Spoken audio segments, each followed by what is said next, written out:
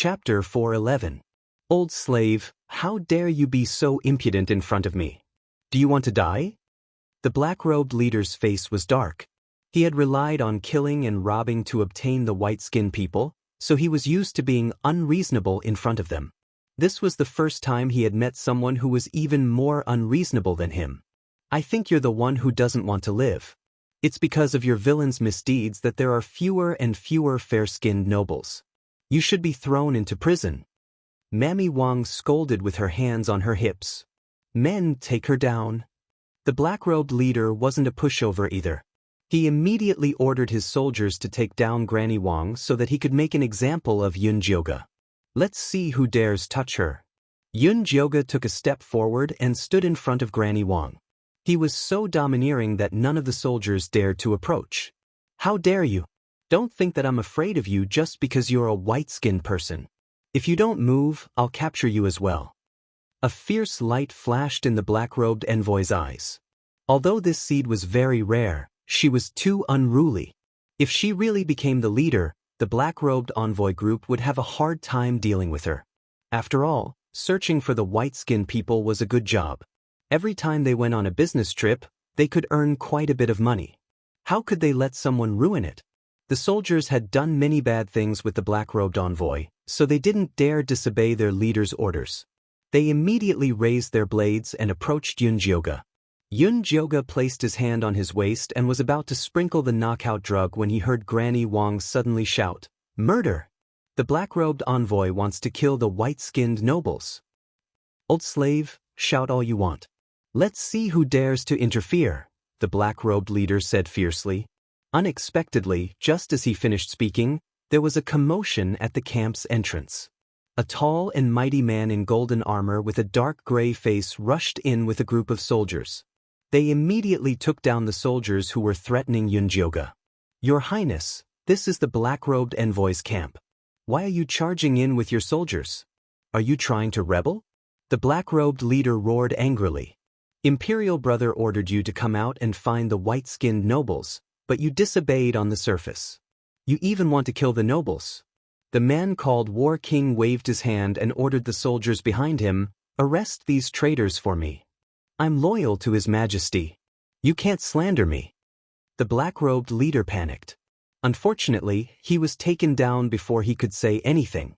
Seeing that the situation was not good, the other soldiers immediately threw away the swords in their hands and surrendered.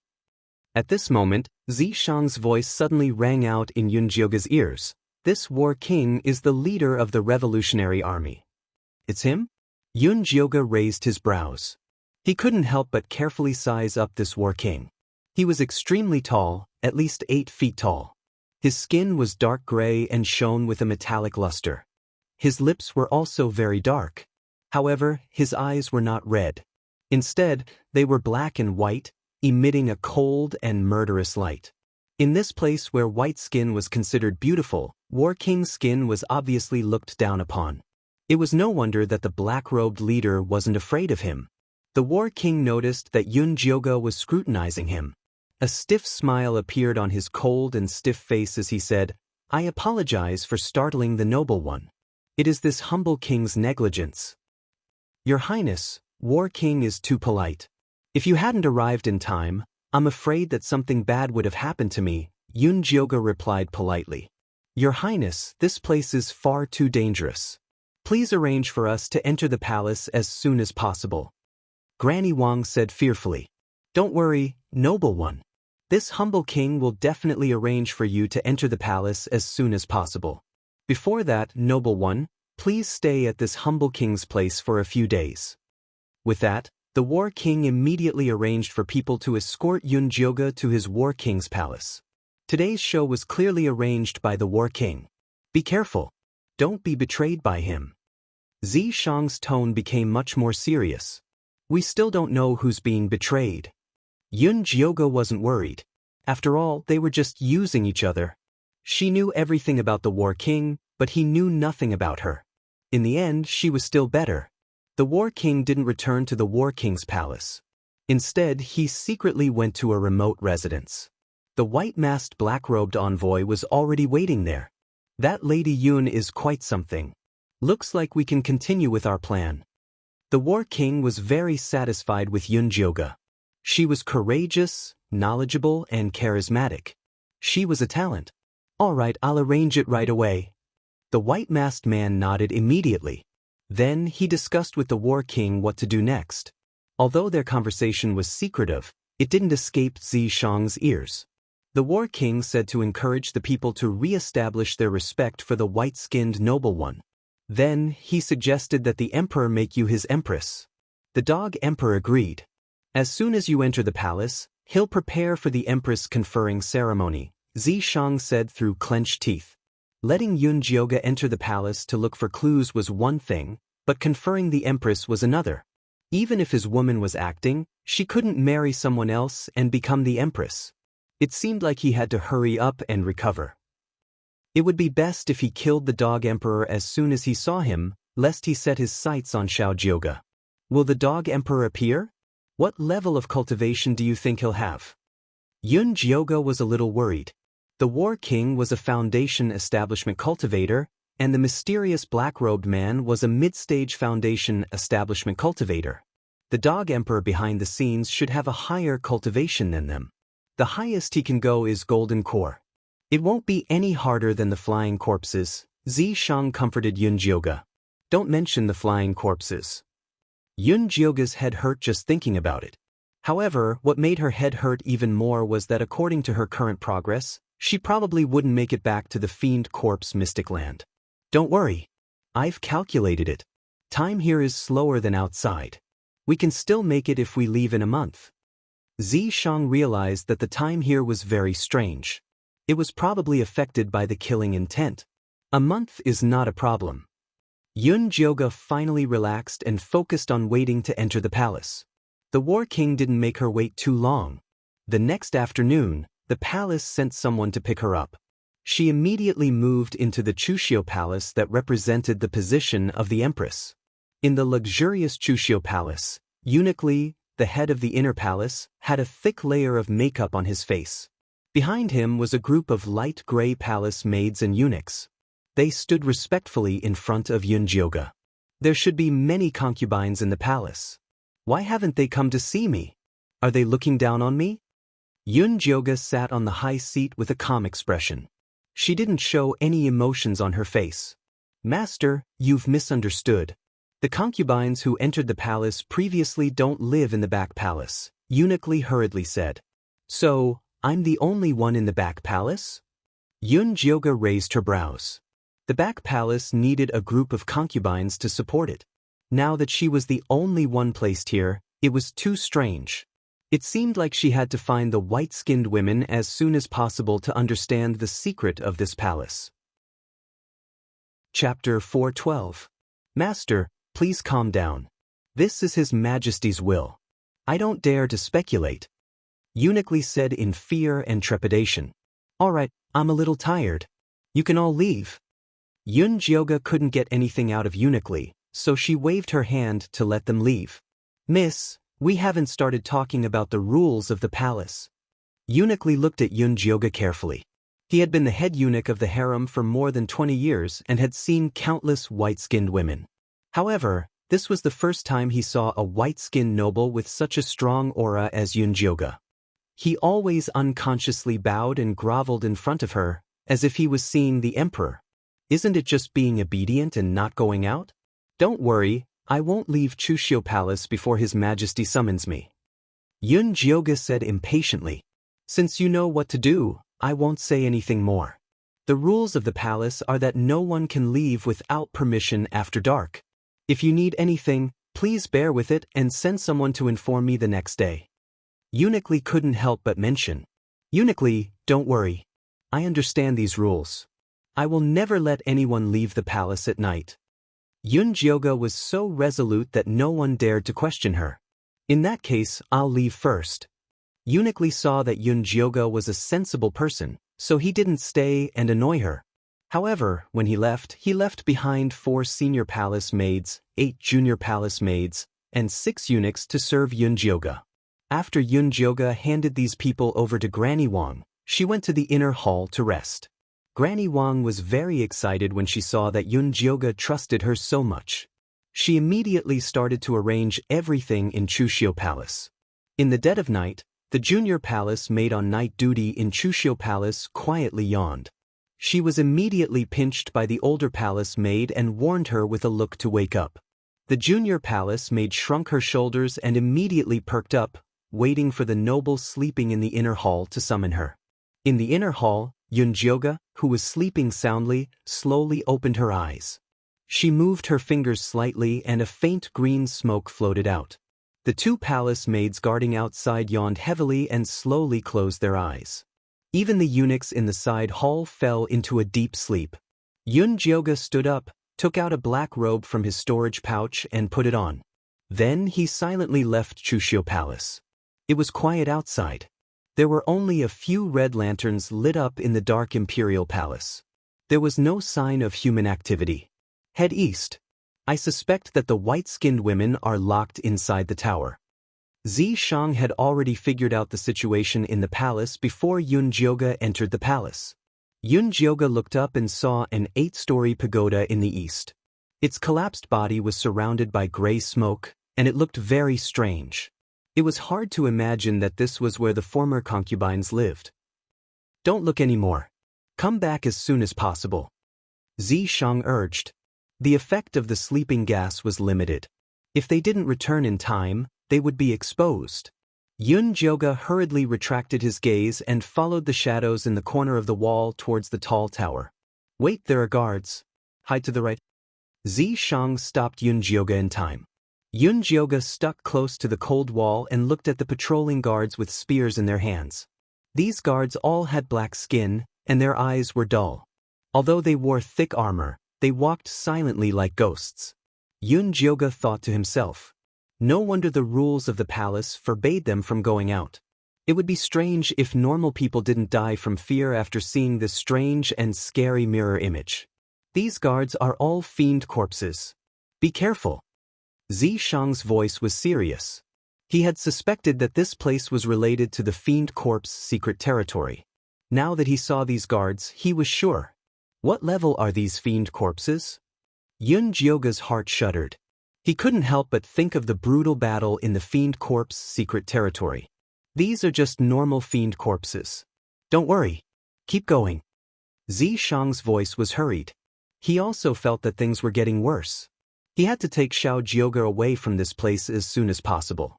Yun Jioga avoided the patrolling guards. After a few turns, he finally arrived at the foot of the tall tower. The tall tower was heavily guarded. There were fiend corpses patrolling everywhere. Don't be afraid. These low-level fiend corpses can't see through your invisibility. Just go to the left.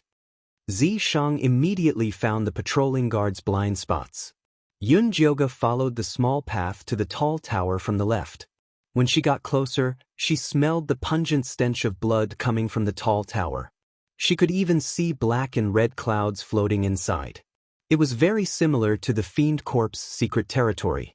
Could the clue to leave this place be inside? Yun Jioga was excited. She was about to walk into the tall tower's entrance. Suddenly, a slender palm covered her mouth and dragged her outside. Yun Jioga instinctively turned around with her elbow. She felt something soft. It was a woman. It's me. A familiar sweet voice rang in Yun Jioga's ears. It was Yusha's voice. Yun Jioga stopped resisting and left the tall tower with Yusha obediently. The hand on her mouth finally let go. Yun Jioga turned around and saw Yusha standing behind her in her maid's attire. Her skin was light gray, her eyes were slightly red, and her lips were light purple. She looked exactly like the gray-skinned man. Yun Jioga was about to ask, but Yusha made a shushing gesture. This isn't the place to talk. Follow me. After that, she led Yun Jioga away from the patrolling guards and left the tall tower. They came to a pear garden not far from Chushio Palace. The white spirit pear blossoms shone faintly in the night. Unfortunately, the entire pear garden was empty. No one dared to come out and admire it. All right, we can talk here. Yusha looked around and finally breathed a sigh of relief. Yusha, why are you here? And why are you a gray-skinned man? Yun Jioga asked quickly. I was severely injured when I fell down with you guys. My skin turned light gray after I absorbed the malevolent energy here. I looked everywhere for you but couldn't find any clues. I guessed you'd come to the Imperial Palace, so I snuck in. When Yu Sha heard that a white-skinned nobleman was living in Chushio Palace today, she had a premonition. However, she couldn't go in during the day, so she could only sneak out at night. Coincidentally, she bumped into Yun Jioga, who went to the tall tower to investigate. What clues did you find in the Imperial Palace? Why didn't you let me enter the tall tower? Yun Jioga asked. The white-skinned women that the great Zhou Emperor took in were all kept in that tall tower. A foundation-building assassin snuck in and never came out. It's definitely not as simple as it looks. Yu Sha's expression was solemn. She had been observing the Imperial Palace for a long time. She realized that the Emperor would send a batch of gray-skinned men to serve him every once in a while, but none of them ever came out alive. Chapter 413. No wonder the guards outside are so weak. Yun Jioga felt that something was wrong, but she didn't take it to heart because she looked down on these normal guards. Oh yeah, where's Zishang? He's not dead, is he? Yu Sha asked with a tinge of joy in her voice. He's fine. It's just that it's not convenient for him to show himself now. Yun Jioga glared at Yu Sha. Zishang sneaked his divine consciousness into the tower when she approached it. He probably hadn't regained his senses yet. Oh, alright. Tell him to pay more attention to the murderous aura in this palace. I have a feeling that there's a formation hidden in this palace, but I just can't figure it out. Although Yu Sha's injuries were healed, her cultivation level was suppressed. Plus, she wasn't as knowledgeable about runes as Zishang, so she couldn't find any clues. I understand. Yun Jioga nodded solemnly. Before she figured out the situation in the tower, she wasn't going to take the risk. Also, I heard that His Majesty is going to Chushio Palace to see you tomorrow. Be careful and don't expose yourself. It's best if you hide your cultivation level, Yu Sha said. I haven't recovered my cultivation level, so it's easy to hide it. Don't you find it weird to see me like this? Yun Jioga was a girl now. Most people would find it weird when they saw someone they were familiar with suddenly changing from a man to a woman. Not bad. You're beautiful. Yu Sha felt it was a pity that she couldn't leave this girl's body for a while. She wondered if Lady Goddess was willing to play with her. People from the mixed evil sect were really brave. Did Yun Jioga give in? Seeing that it was getting late, she said to Yu Sha, It's getting late. I'm going back to Chushio Palace. All right. I'll look for you if something happens. Although Yu Sha was reluctant to leave, she still sent Yun Jioga back. Yun Jioga returned to the inner palace of Chushio Palace quietly. After she laid down, she rubbed her fingers together and a white smoke floated out. The two sleeping maids' breathing quickened. Someone, I want some water. Yun Jioga stood up and called out. The two palace maids woke up instantly. When they realized that they had accidentally fallen asleep, the younger palace maid was a little flustered. The elder palace maid was still very calm. She walked into the inner hall unhurriedly and asked Yun Jioga, Miss, do you want to drink hot or lukewarm? I don't want tea. I want plain tea. Yun Jioga was not used to the tea here. A moment later, a cup of warm water was placed in an exquisite white porcelain cup and handed to Yun Jioga. Yun Jioga took a sip and asked, What time is it now? It's already the hour of the dog. There are still 2 hours before daybreak. If you are hungry, there are snacks and hot porridge in the small kitchen. Would you like to have some? The first palace maid asked considerately. No, I'll sleep a little longer. Wake me up at dawn. Yun Jioga handed the porcelain cup back to the grand palace maid and lay back on the bed, silently waiting for Zishang to wake up. The grand palace maid bowed and retreated. A moment later, the mark on Yun Jioga's arm began to heat up. Zishang's voice rang in her consciousness. You ran into Yu Sha? Yes, she told you to pay more attention to the killing intent in this palace. She said that there was a spirit array hidden in this palace, but she couldn't figure it out, Yun Jioga answered honestly. There is indeed a killing array hidden in this palace. All the killing intent is concentrated in that tall tower. I suspect that there is a teleportation formation in there to return to the Fiend Corp's arcane realm, Zishang said in a low voice. Suspect? Didn't you send your divine sense into the tall tower? Yun Jioge thought that Zishang had already figured out the situation in the tall tower. There's something in the tower that's blocking my divine sense. I'm afraid that breaking through by force will attract attention, so I didn't go in. At that time, half of Zishang's attention was on Yun Jioge, so he didn't dare to break through by force. Then I'll find another chance in the future. Oh right, Yusha said that the emperor will come to see me after daybreak. When that time comes, we'll take a good look at his cultivation level. Yun Jioge was no longer in a hurry. Since they had confirmed that the teleportation formation to return was inside the tall tower, they would find another chance to go in. Then I'll help you hide your cultivation level so that the emperor won't suspect anything. Zishang also felt that under the current situation, it was better for Yun Jioge to disguise herself as a local. Fortunately, the meridians in Yun Jioge's body were in a mess, so hiding that bit of spiritual power was not a problem. By the time Zishang finished everything, it was already dawn. The Grand Palace maid's gentle voice came from outside the door. Miss, are you up? Come in. Yun Jioge stood up and said. After the Grand Palace maid pushed open the door to the inner palace softly, 7 palace maids followed behind her and entered in a line. Each of them was holding a round plate in their hands. On the plate, there were exquisite head accessories, clothes, and shoes. They were no different from the ordinary royal family outside. Miss, Eunuchly just sent a message from His Majesty saying that he wants to have lunch with you. These clothes and accessories are also given by His Majesty. This servant will help you change into them. The Grand Palace maid's pale gray face revealed a sincere smile.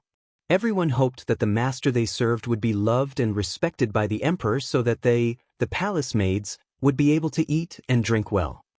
It's just a lunch, not a conferment. Why do you have to dress so extravagantly? Ordinary will do. Yun Jioge glanced at the red gemstone noodles that weighed at least a dozen caddies and rejected them decisively. But this was given by His Majesty. The Grand Palace maid didn't expect Yun Jioge to have such a personality and dare to reject His Majesty's gift. His Majesty didn't specify that I should wear this. Besides, the entire Chushio Palace is a gift from His Majesty. It's the same to wear other clothes. Yun Jioge walked straight to the gorgeous wardrobe and picked out the simplest moon-white dress. Just wear this. Alright. The Grand Palace maid didn't dare to disobey Yun Jioge's order. After helping her change into the dress, she combed her hair into the simplest bun and tied it with a hair tie of the same color. Yun Jioge ate her breakfast and waited in Chushio Palace for the emperor's arrival. At noon, she heard Eunuch Li's shrill voice coming from outside. His Majesty has arrived. Yun Jioge walked to the palace gate surrounded by the palace maids and saw a tall, pale, and handsome young man dressed in a dragon robe walking toward the palace gate. Yun Jioge didn't want to stare at the emperor, so she bowed slightly and asked Zishang in her heart, "How is it? Can you tell what the emperor's cultivation level is?" "No, this emperor looks like an ordinary person. He doesn't have any cultivation level." Zishang's voice was filled with doubt. Logically speaking, this emperor couldn't be an ordinary person if he could make a foundation establishment war monarch so afraid. Could it be that the emperor had concealed his cultivation level, or was the person in front of him not the emperor himself but a substitute? For some reason, Zishang felt that this emperor was somewhat familiar, as if he had seen him somewhere before, but he just couldn't remember. Chapter 414. Zishang thought the gray-faced emperor looked familiar, so Yun Jioge stole another glance but had no impression of him. The emperor thought Yun Jioge was shy and reached out to help her up. "Please rise, beloved." Beloved? Yun Jioge couldn't help but shiver at the way the emperor addressed her. She quickly got up before the emperor's hand could touch her. The emperor didn't think much of it. A gentle smile appeared on his handsome face. "Sorry to keep you waiting, beloved. Serve the meal." Eunuch Li responded crisply and called for the palace maids to serve a sumptuous meal. There were all kinds of delicacies. "Sit, beloved," the emperor called out. Yun Jioge chose a seat farthest from the emperor and sat down. Eunuch Li and the palace maid waited on them. "Beloved, this ice stew abalone head is not bad. Try it." The emperor smiled and looked at Yunjoga affectionately with his long and narrow eyes, as if he was looking at a treasure. "Thank you, your majesty." Yunjoga pretended to be shy and took a small bite of the dish the emperor had ordered, but she couldn't taste anything. After finally finishing the torturous meal, the emperor suggested, "It's a rare spring day. Let me accompany beloved to the imperial garden for a walk." "Thank you, your majesty." Yunjoga also wanted to see what the palace looked like during the day. The emperor removed the dragon carriage and only left Eunuch Li and the palace maid to serve him. Then, he took Yunjoga to the imperial garden. The palace was bright and beautiful during the day, and the air was filled with the fragrance of flowers. The huge imperial garden was filled with all kinds of beautiful spirit flowers, and colorful butterflies danced among them. The patrolling guards were in high spirits. When they saw the dragon rack from afar, they lowered their heads and bowed to the side. Everything looked so normal. Yunjoga stopped in front of a cluster of red peonies and glanced to the east. She didn't see the eye-catching tower. The palace has a baneful aura array. Those active in the day are the living, and those active at night are the dead. The tower only appears at night. Zishang's voice sounded in Yunjoga's mind. "According to what you're saying, the white-skinned women in the tower are all dead?" Yunjoga was shocked. "It's very likely," Zishang said. Yunjoga could not help but frown, his hand unconsciously stroking the cluster of red peonies. "What's wrong, beloved? Don't you like these peonies?" The emperor's deep voice rang in Yunjoga's ear. Yunjoga turned her head and found that the emperor had walked up to her side at some point. His tall body loomed over her, and the corners of his sexy lips carried a faint teasing smile. His slender palm gently covered Yunjoga's white and tender hand. "He dared to touch you." Zishang was furious. He wanted to jump out of the seal and kick the emperor away. "Calm down, it's just touching your hand." Yunjoga was now a beloved concubine, so it was normal for her to be touched. "Calm down, my ass. Hurry up and pull your hand back." Zishang was even angrier now. Alright, I'll do it." Yunjoga silently rolled her eyes, then shyly tried to pull her hand out of the emperor's hand, but he held it even harder. "My beloved concubine, do you know that my heart is with you?" The emperor looked at Yunjoga affectionately. Yunjoga looked at the emperor's brown and slightly red eyes. She could clearly see her fair, delicate and beautiful face with a bit of corpse poison reflected in them. To be honest, if Yunjoga was an ordinary white-skinned native, she would definitely be bewitched by such a tall, handsome and expressive emperor. Unfortunately, Yunjoga wasn't a pure white-skinned little white and wouldn't fall for it. The emperor probably noticed that Yunjoga wasn't moved, so he suddenly stretched out his right hand and wrapped it around her waist, imprisoning her in his arms. His brown and red eyes began to slowly move. Yunjoga originally wanted to struggle, but she was suddenly entranced by the light emitted by those eyes and fell into a trance. "Don't be in a daze, calm your mind." Zishang's hurried voice rang out in Yunjoga's mind. Yunjoga also wanted to calm down, but the problem was that the emperor's eyes seemed to have a magical power that pulled at her. She could see the sounds of laughter and beautiful white-skinned women waving at her. "Little sister, come." Yunjoga couldn't help but smile. She felt that this was where she should be, so she couldn't help but float towards it. But soon, the mark on her arm began to heat up, pulling her mind back a little. Just like that, Yunjoga's forehead was covered in sweat. The emperor also frowned. No woman had ever been able to resist his demon eye. Could this white-skinned woman have some kind of innate divine ability? Tisk, interesting.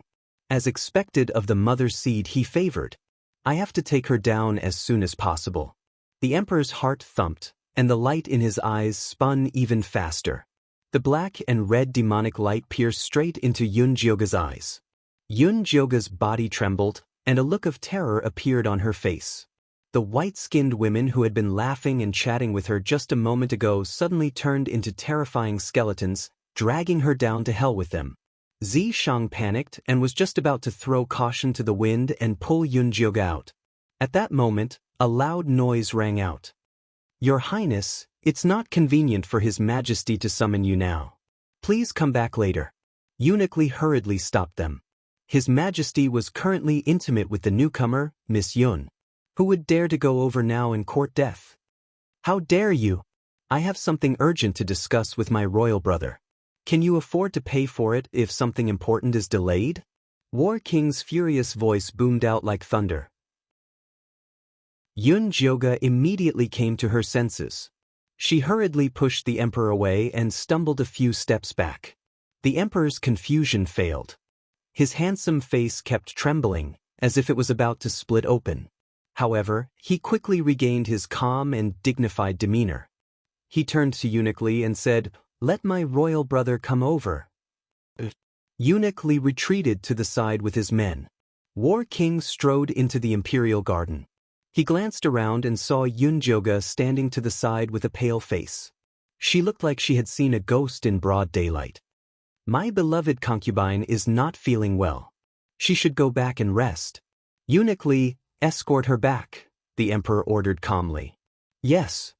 Eunuch Li bowed and walked to Yun Jioga's side. He smiled ingratiatingly. Master, this way please. Yun Jioga had already snapped out of her daze. She forced a smile and bowed to the emperor before following Eunuch Li back to Chushio Palace. Eunuch Li and the palace maid kept praising Yun Jioga's capability along the way. They said that there had never been a noble who could make his majesty care so much. Yun Jioga did not hear a single word. She was still thinking about the skeletons of a beautiful woman she had seen in the emperor's eyes. That demonic power was too terrifying. How could someone without cultivation be able to use it? This emperor has at least a mid-stage golden core cultivation. We're in trouble this time, Zi Shang said in a low voice. Chapter 415. Middle Stage Golden Core. Yun Jioga's scalp went numb when she heard that. Zi Shang had yet to recover from his serious injuries. If he, a mere Qi refining stage cultivator, would fall into the hands of a golden core cultivator and be easily crushed? Although this emperor has the cultivation base of a mid-stage golden core cultivator, there's a strange force inside him that's suppressing him. As long as we can find the source of this force, we'll be able to find a way to deal with him, Zi Shang continued. Looks like we'll have to ask Granny Wang to talk to Warlord. Yun Jioga did not have many allies here. Warlord was one of them. No need for that, Granny Wang. Ask Yusha to look for him. Zi Shang decided to find something for Yusha to do. But I don't know where to look for her. Last night, Yusha said that she would contact her if anything happened. She did not mention where she was. Don't worry. She'll find her own way. With Yusha's wild ambition, how could she let go of a chance to be alone with Yun Jioga? She would definitely find a chance to sneak in.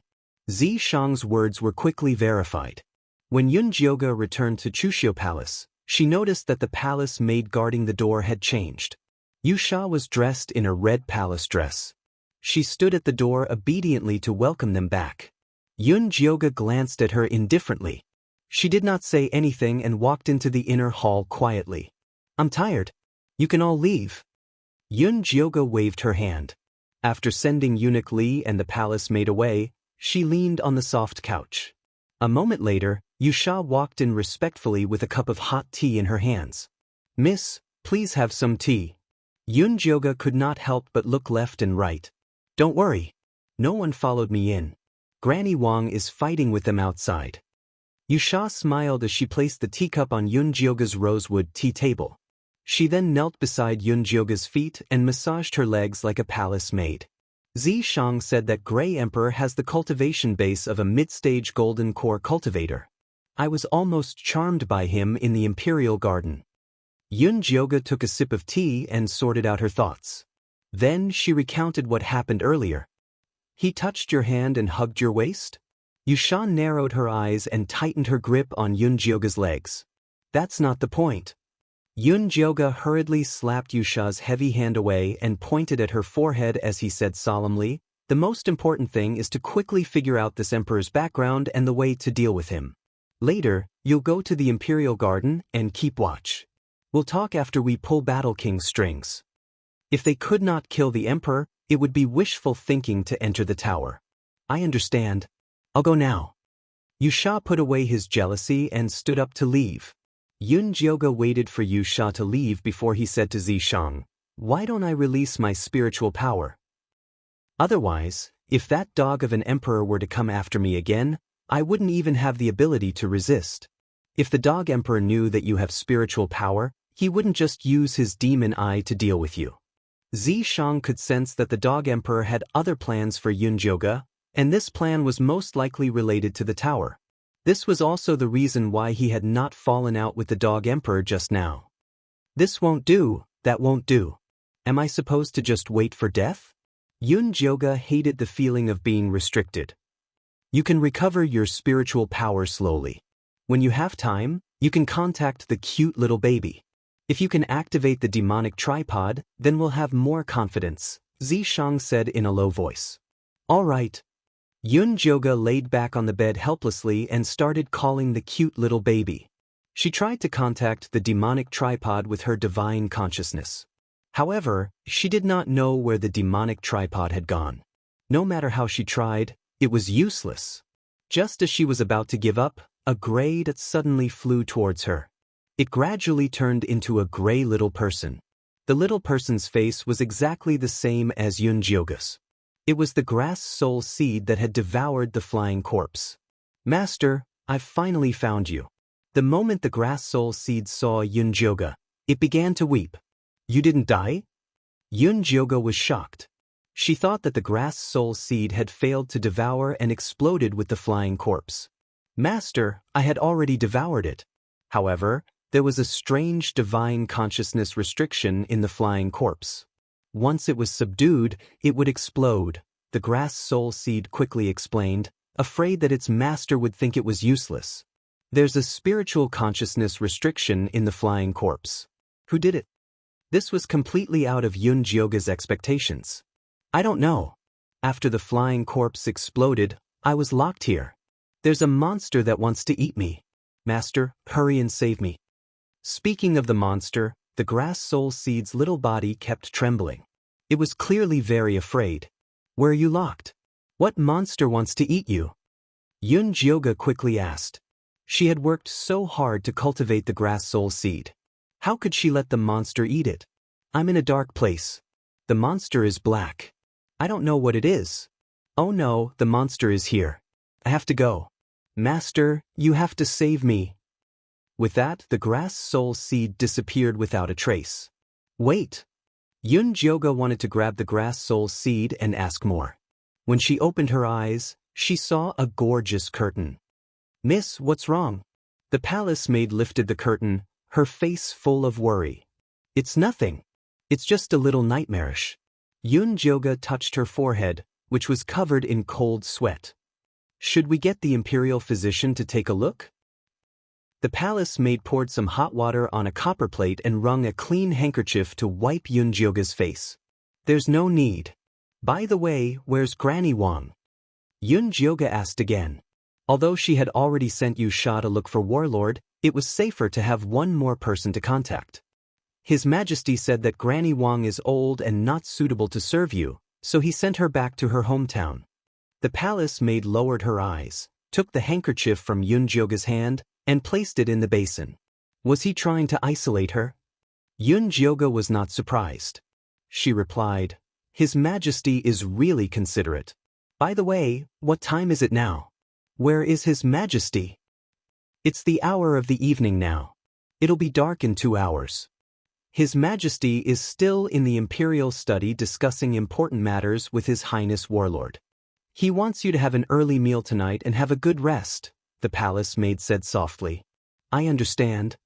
Yun Jioge nodded. It seemed that Yu Sha would have to wait until tomorrow to send news back. Miss, do you still want to sleep? The palace maid asked softly. I'm not sleeping anymore. Help me up. Yun Jioge came to the outer hall and ate a few snacks. She pretended to be chatting and asked the palace maid, I still don't know your name. Eunuch Li had introduced her yesterday, but Yun Jioge did not pay much attention to it. My name is Bao, the palace maid replied respectfully. How long have you been in the palace? Yun Jioge took another sip of tea. I've been in the palace for 8 years. I've always been working in Chushio Palace. No noble has ever lived in Chushio Palace before. Miss, you're the first.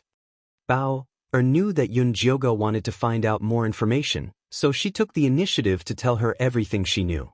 Do you know where those white-skinned women went? Yun Jioga put down the teacup. She had been in the palace for 8 years, so she should have some information. Chapter 416. I don't know. Bao shook her head. Although she had worked in the palace for 8 years, her range of activities was limited to Chushio Palace. She was not clear about other places. I see. Yun Jioga's disappointment was evident in his words. He looked as if she didn't know anything after working for 8 years. Bao began to feel uneasy. Nurse Wang had just been sent away, and it was time for her to perform.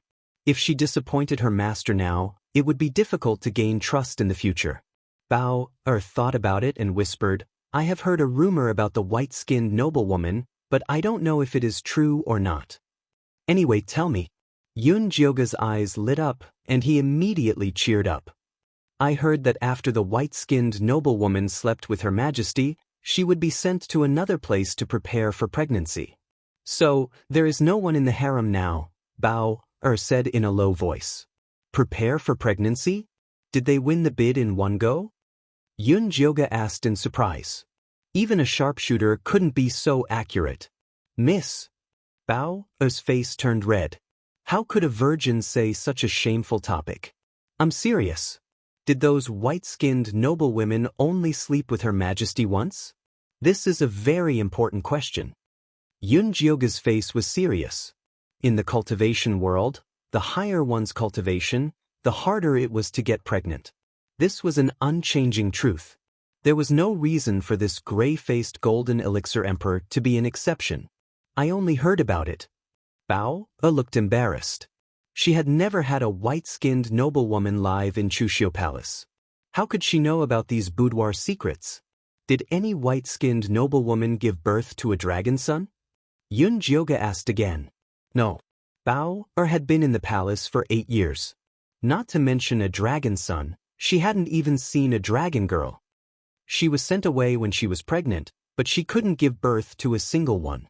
This is too strange. Yun Jioga thought of the evil spirit tower that would only appear at night and the withered beauty in the eyes of the gray-faced emperor. He couldn't help but feel heavy. Miss, this is all nonsense. Please don't take it seriously. Otherwise, this servant will definitely die. Bauer panicked a little. If Eunuch Li knew that she was gossiping here, it would be troublesome. What are you afraid of? You can tell me, and I will listen. No one else will know. Okay, it is getting late. Go and see if dinner is ready. I will go rest in the inner hall. Yun Jioga told Bao a few things, and then he got up and walked into the inner hall. Bao saw that Yun Jioga's expression was calm and didn't look like he was frightened, so she left with peace of mind. There's no smoke without fire. This palace maid should be telling the truth, Zishang said in Yun Jioga's mind. He, a golden core cultivator, won the bid on the first try. How is that possible? Those white-skinned women are not getting pregnant normally. There must be something strange about this.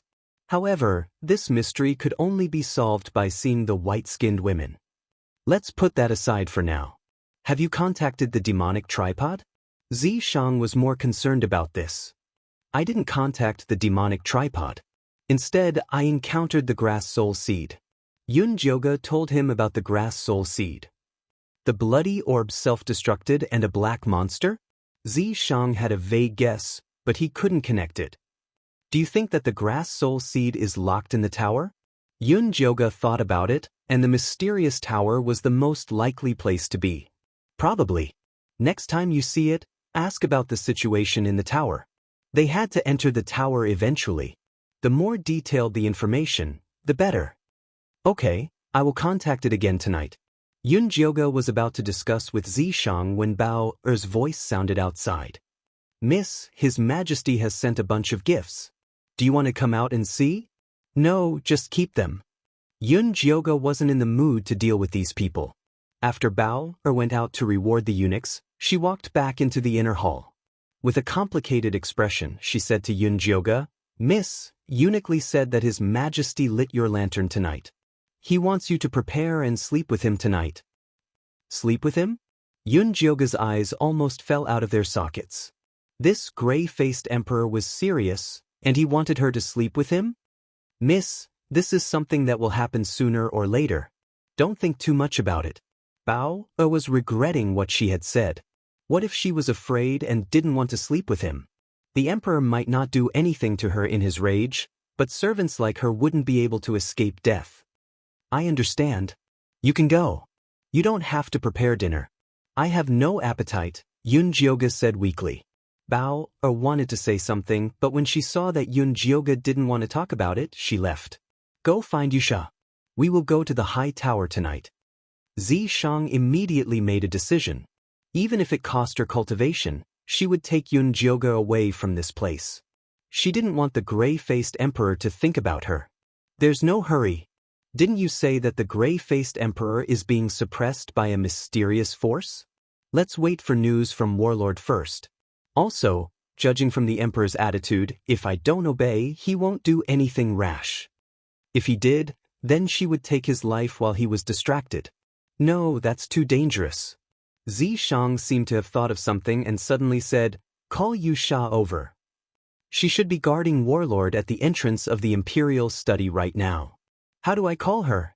Yun Jioga was helpless. She couldn't go out in front of Bao and the palace maids, could she?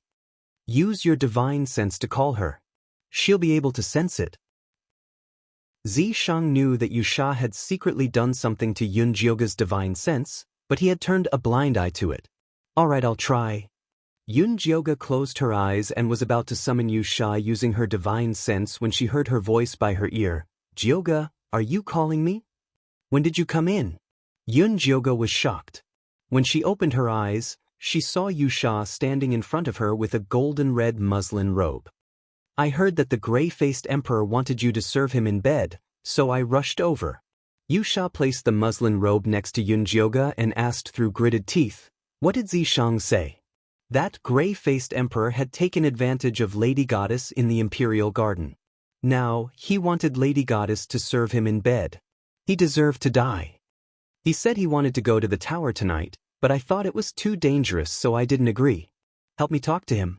Yun Jioga didn't think that the gray-faced emperor could do anything to her. Tell him to grab the mark. I'll talk to him, Zi Shang ordered hastily. Oh. Yun Jioga rolled up her sleeves and relayed Zi Shang's words. Yu Sha reached out and grabbed the mark on Yun Jioga's body. Then, she closed her eyes and listened carefully. She didn't know what Yu Sha said to Zi Shang, but the expression on her face changed. She couldn't help but nod and say, I understand. That's what we'll do. Chapter 417. What are you guys talking about? Yun Jioga couldn't help but ask. Unfortunately, Zi Shang and Yu Sha ignored her. All right, let's do that. Yu Sha opened her eyes and asked Yun Jioga, Do you still have your disguise? Can you help me whiten my skin? Whitening her skin was too easy for Yun Jioga. She had a beauty pill with her. After consuming it, not only would it whiten her entire body, but it also had a soft glow effect. She made it when she was bored and was going to sell it at Plethora Treasure Tower. After Yu Sha swallowed the beauty pill, she untied her hair and let it fall behind her head. Then, she took Yun Jioga's medicine and applied it on her face. In the blink of an eye, she turned into a fair beauty. Why did you disguise yourself as me? Yun Jioga looked at Yu Sha, who looked 90% like her. Let's switch. How about I consummate your marriage with Grey Emperor? Yu Sha winked.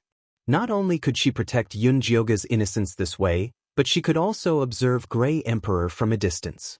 It was perfect. Yun Jioga was dumbstruck. Her mouth was so wide that an egg could be stuffed in it.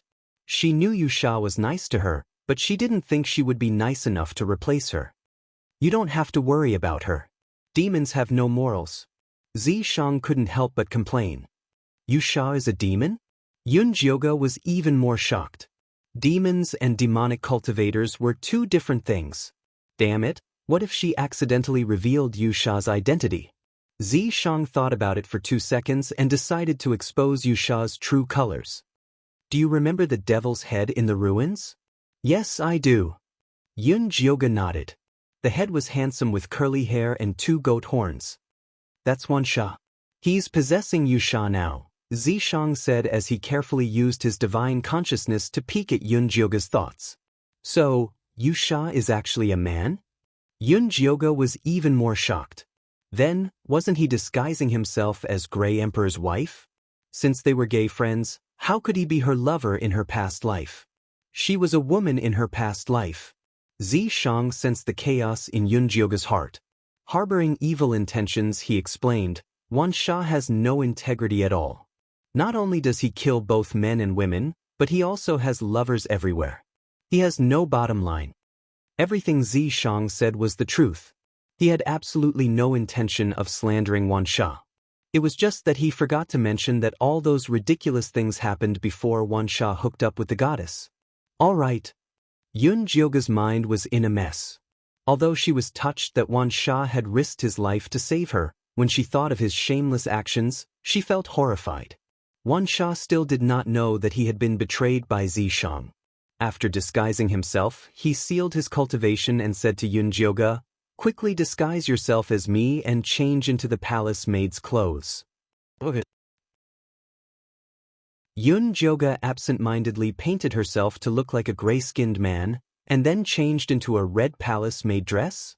Take this invisibility pill and stay on the side to help me hold the fort later. If anything goes wrong, help me out. Yusha rubbed his jeweled earring and took out a gray pill. This was the invisibility pill that her family had prepared for her. It was expensive, and she only had 3 of them. Yun Jioga took it and sniffed it. After confirming that it was a high-grade invisibility pill, she swallowed it. After Yusha waited for Yun Jioga to successfully conceal herself, she laid down on the chaise lounge and called for Bao to come in and serve her. Bao thought that Yun Jioga was having dinner, so she brought the little palace maid in to take a look. She found that Yusha had already changed into a gauze dress and was lying on the chaise lounge, looking completely at her beck and call. "Miss, you've thought it through?" Bao was surprised and delighted. "Go and stand guard at the door later. When the emperor arrives, let him into the inner palace." Yusha said lazily. "Yes." Bao nodded quickly. Although this was a little against the rules, there were no rules in the imperial harem. As long as the emperor did not blame her, it was fine. However, before Bao left, she still led the little palace maids to tidy up the inner palace. The curtains and bedsheets were all changed into a festive bright red. A red carpet was laid on the floor, and bright red peonies were placed on the bedside cabinet. The atmosphere of a newlywed immediately became lively.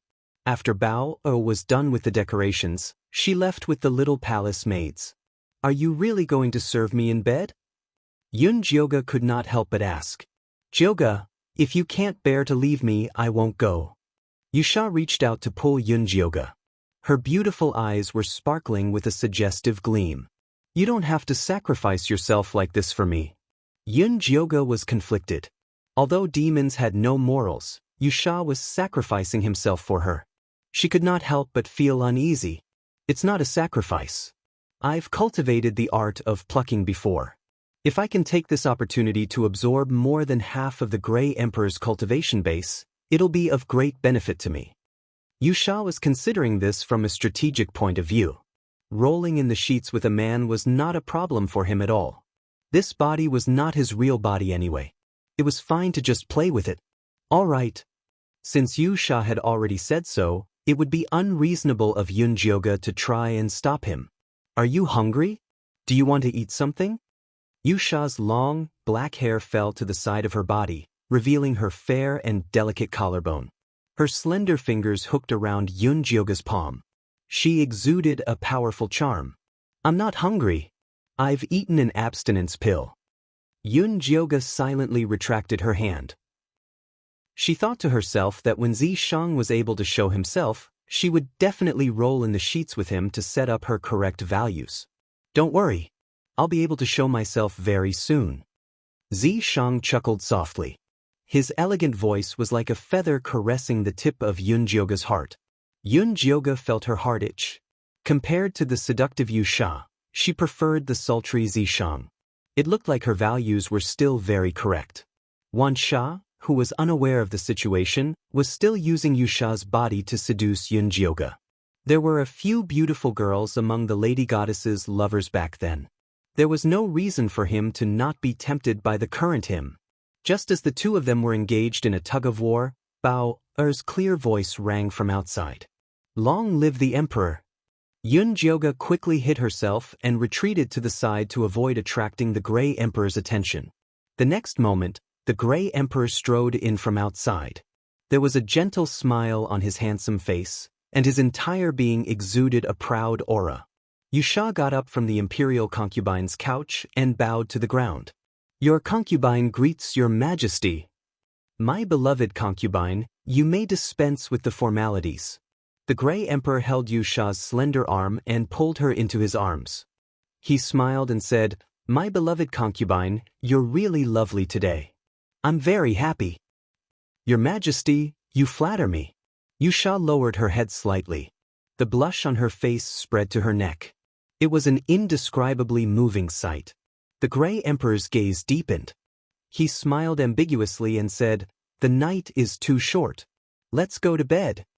After that, he carried Yusha in his arms and walked toward the large bed in the inner hall, stepping on the red flower petals that covered the floor. Chapter 418. Yunjioga stood stiffly in the corner as he watched Grey Emperor's dragon robe and Yusha's red muslin robe on the floor.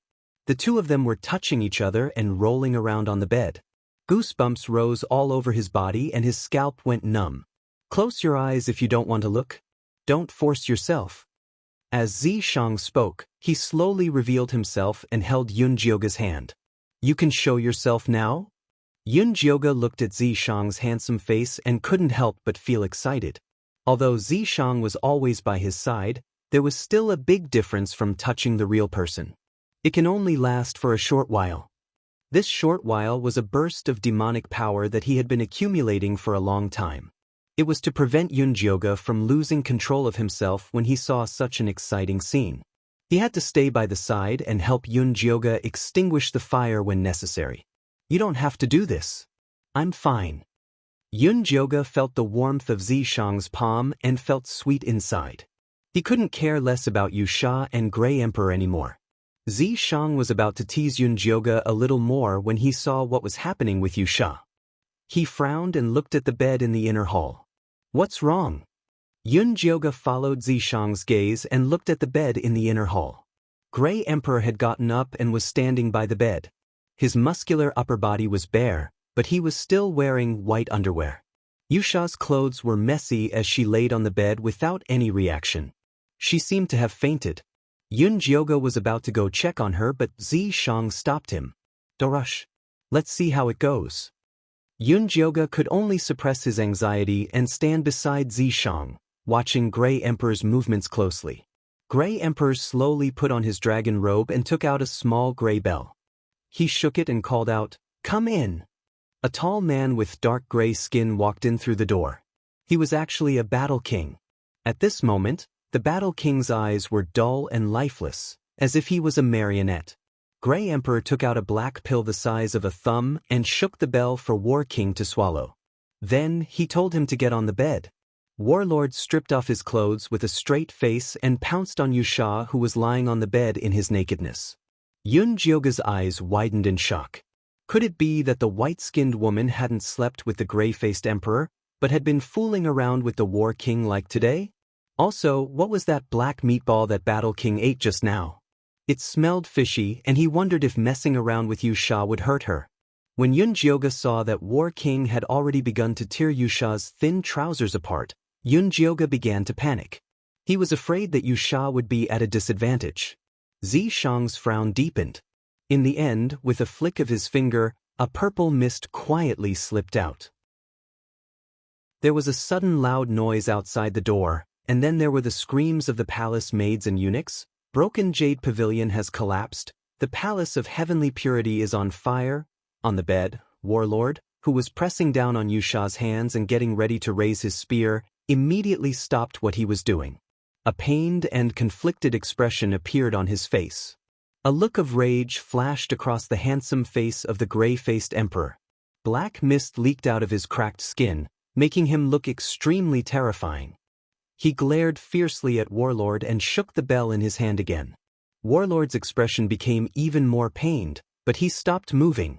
The gray-faced Emperor knew that he had lost control of Warlord, and forcing him to continue would only make things worse. He could only shake the bell helplessly to let Warlord leave Chushio Palace. Without even putting on his clothes, Warlord jumped out of the window with his well-built naked body. Yusha, who was lying on the bed, also happened to wake up at this time. She used the bright red blanket to cover her naked chest, and said to the gray-faced Emperor who was standing by the bed in confusion, "Your Majesty, what happened?" "It's nothing. There's a fire outside, so I'll go out and take a look. You can continue to rest." The gray-faced Emperor regained his gentle look.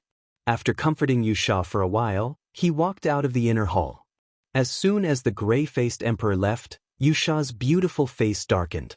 She dragged the bedsheet down and asked Yunjioga, who came up to her, "What happened?" That gray-faced Emperor was probably impotent. Halfway through, Warlord came and even gave him a Herculean strength pill. Yunjioga told her what happened in a concise manner. In the end, Yusha asked, "Didn't you feel anything just now?" "When I was rolling on the bed with him, I was accidentally hit by his ice skill. I struggled to break free, and when I opened my eyes, I saw him standing by the bed." Yusha's beautiful brows furrowed tightly. Although she already knew that the gray-faced Emperor's ice skill was powerful, it was still difficult for her to avoid it when her cultivation base was sealed. "I wonder if Warlord knows that he's been used as a substitute by the Emperor in bed?" Yunjioga recalled Warlord's pained and conflicted look and felt that he should know something. "That's easy. I'll just call him here tomorrow and ask him about it." Yusha's original plan was to feed the tiger with her own body and use it to absorb the gray-faced Emperor's cultivation base. Now that the gray-faced Emperor was not sleeping with her, she did not want to mess around with Warlord. "We must get this done as soon as possible. I've already alerted the enemy when I tried to save you. The longer we delay, the more disadvantageous it will be for us," Zishang said with a serious expression.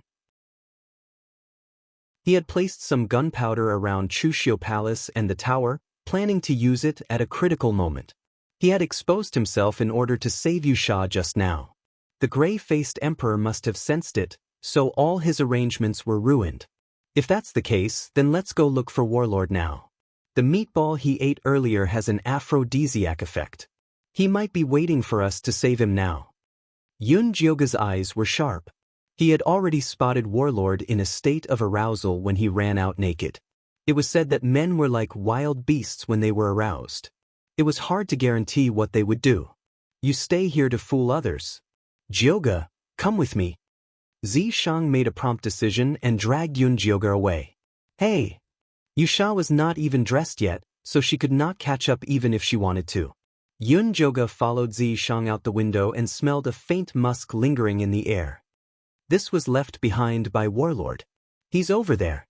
Zishang scanned the area and accurately determined Warlord's whereabouts. Yunjioga looked into the distance and realized that Zishang was pointing at Pear Blossom Garden. Pear Blossom Garden still shone with a beautiful light, but it was no longer peaceful. Under a blooming pear blossom tree, the sounds of a woman's choking moans and a man's intense panting could be heard intermittently. When Yunjioga and Zishang arrived, they saw the War King galloping around a palace maid's body with bloodshot eyes. The pear blossom tree shook violently as he slammed into it, and the pure white petals fell on his sweaty back. Yunjioga was about to rush forward to save him, but Zishang pulled him back again. "What's done is done. Why don't we wait until he's done? Otherwise, it'll be troublesome if Warlord gets stuck there in shock." Yunjioga immediately imagined the scene of a stick stuck in his head. His face darkened, but he did not dare to rush forward. Fortunately, Warlord had already reached his limit. His back was as taut as a bow. After a low growl, he collapsed on top of the palace maid. Chapter 419. Zishang waved his sleeve, and purple mist wrapped around Warlord. He rolled to the side, revealing the palace maid he was pressing down on. "Bao, ugh." Yunjioga was shocked. The one Warlord was humiliating was Chushio Palace's palace maid, Bao. Perhaps it was because of the chaotic situation that Warlord grabbed a random palace maid and messed with her in Pear Garden. Bao was unlucky.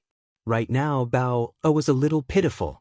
Her beautiful face was covered in tears, and her curvy body was covered in bruises. Her lower body was even worse.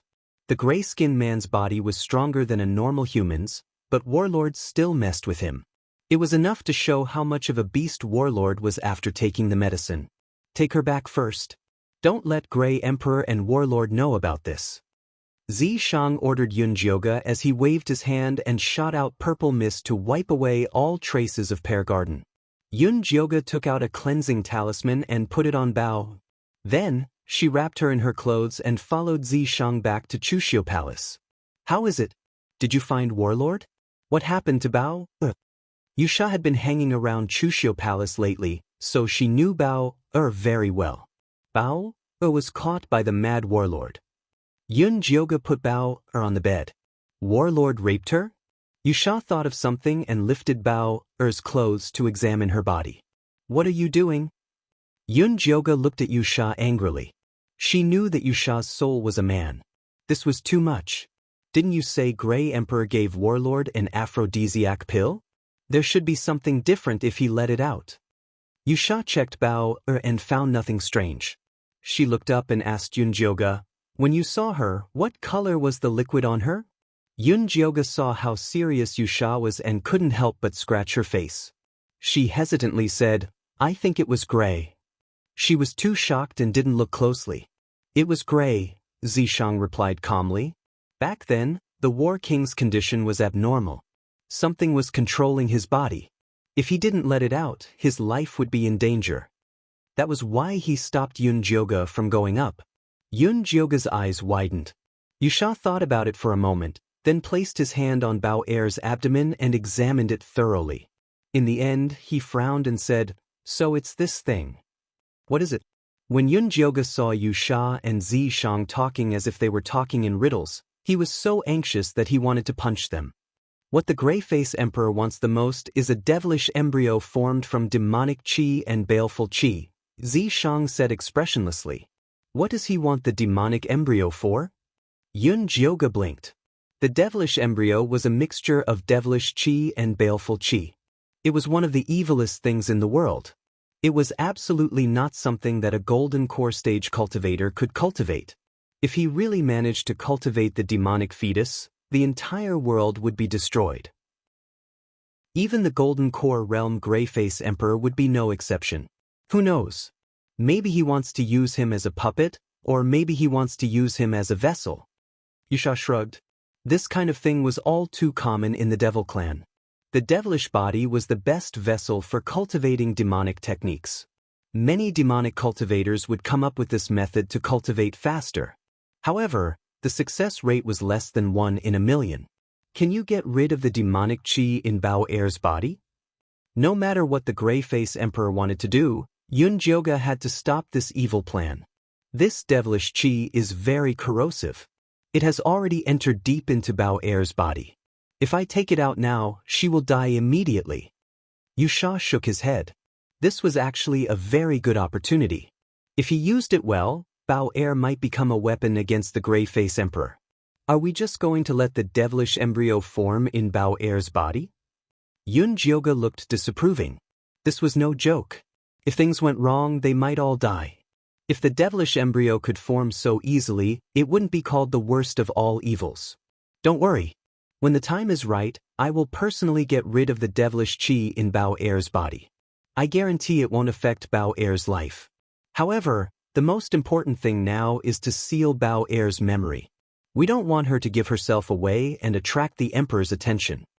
Yusha's cultivation was still sealed, so Zishang was the only one who could do this. Zishang extended his index finger and tapped Bao'er's forehead. A purple light shone on Bao'er's forehead. Her pained expression calmed down, and her tightly clenched fists slowly relaxed. Yusha put Bao'er in the ear chamber that the palace maids used to keep watch at night. She then looked up at Zishang and asked, How is Warlord? Don't tell me you didn't leave a demon eye to watch him? Do you think I'm you? Zishang looked at Yusha with disdain and said, Warlord is still lying in Pear Garden. I think he will only wake up in the morning. Wake up in the morning? Yun Jyoga remembered that Warlord was still naked. If the palace maids and eunuchs came out at dawn, they would be seen naked. That's the effect I want. Zishang narrowed his eyes. If he did not embarrass Warlord once, how would he know that he was in a difficult and dangerous situation? Good idea. Yun Jyoga thought of poor Bao Er. He was happy to see Warlord being tricked. The effects of the invisibility pill are about to wear off. Change back to your original identity. I think the Emperor won't do anything reckless for a while after what Warlord did. Yusha quickly smeared her skin with dust and changed back into the palace maid's clothes. She then went to the ear chamber to check on Bao Er's condition. Bao Er was leaning against the chair in the ear chamber in a daze. When she heard the commotion outside, she opened her eyes in a daze and looked around her surroundings. She remembered that the Emperor had asked Miss Yun to serve him in bed last night. She was waiting outside the door for the summons when she suddenly heard the palace collapse and the sound of water on fire. Since she was not allowed to go out at night, she did not dare to go out to check. She only walked around the courtyard of Chushio Palace to make sure that the door was locked. She couldn't remember what happened after that. Big Sister Bao Er, why are you sleeping here? Yusha walked in with an act. When she saw Bao Er's dazed look, she quickly helped her up. I was worried that you would be frightened and not be able to sleep well at night, so I stayed here to watch over you. Although Bao Er still did not know what happened, she instinctively found an excuse for her actions. Big Sister Bao Er is really attentive to the young lady. But it's almost dawn. You should go wash up quickly. Yusha said considerately. All right. Bao Er was already half awake. She was back to her usual nimble self. After washing up and changing her clothes at the fastest speed, she returned to the inner hall to prepare breakfast. Then she invited Yun Jyoga out. While Yun Jyoga was eating, he said to Bao, go out and find out what happened last night. Why is it so noisy? Did something happen in Pear Garden? He emphasized the words, Pear Garden. Yun Jyoga was having breakfast. This servant will send someone to find out right now. Even if Yun Jyoga did not mention it, Bao Er would still go find out. This was something that she had to do as the head palace maid of Chushio Palace. Chapter 420. Yun Jyoga picked up the teacup and moistened his throat. Then he said to Bao, I don't trust others. You should go ask yourself. Bao Er nodded gently and went out to inquire about the news. Because the commotion last night was too big, Bao Er easily heard about it. When she came back, her beautiful face still had a shocked expression. What's wrong? Yun Jyoga put down the teacup and asked. Miss, I've already inquired. Last night, Broken Jade Pavilion suddenly collapsed. The Emperor personally took people to extinguish the fire. Bao Er replied softly. What about Pear Garden? Yun Jyoga raised his eyebrows and asked. Bao Er blushed and said hesitantly, Pear Garden is fine, but what?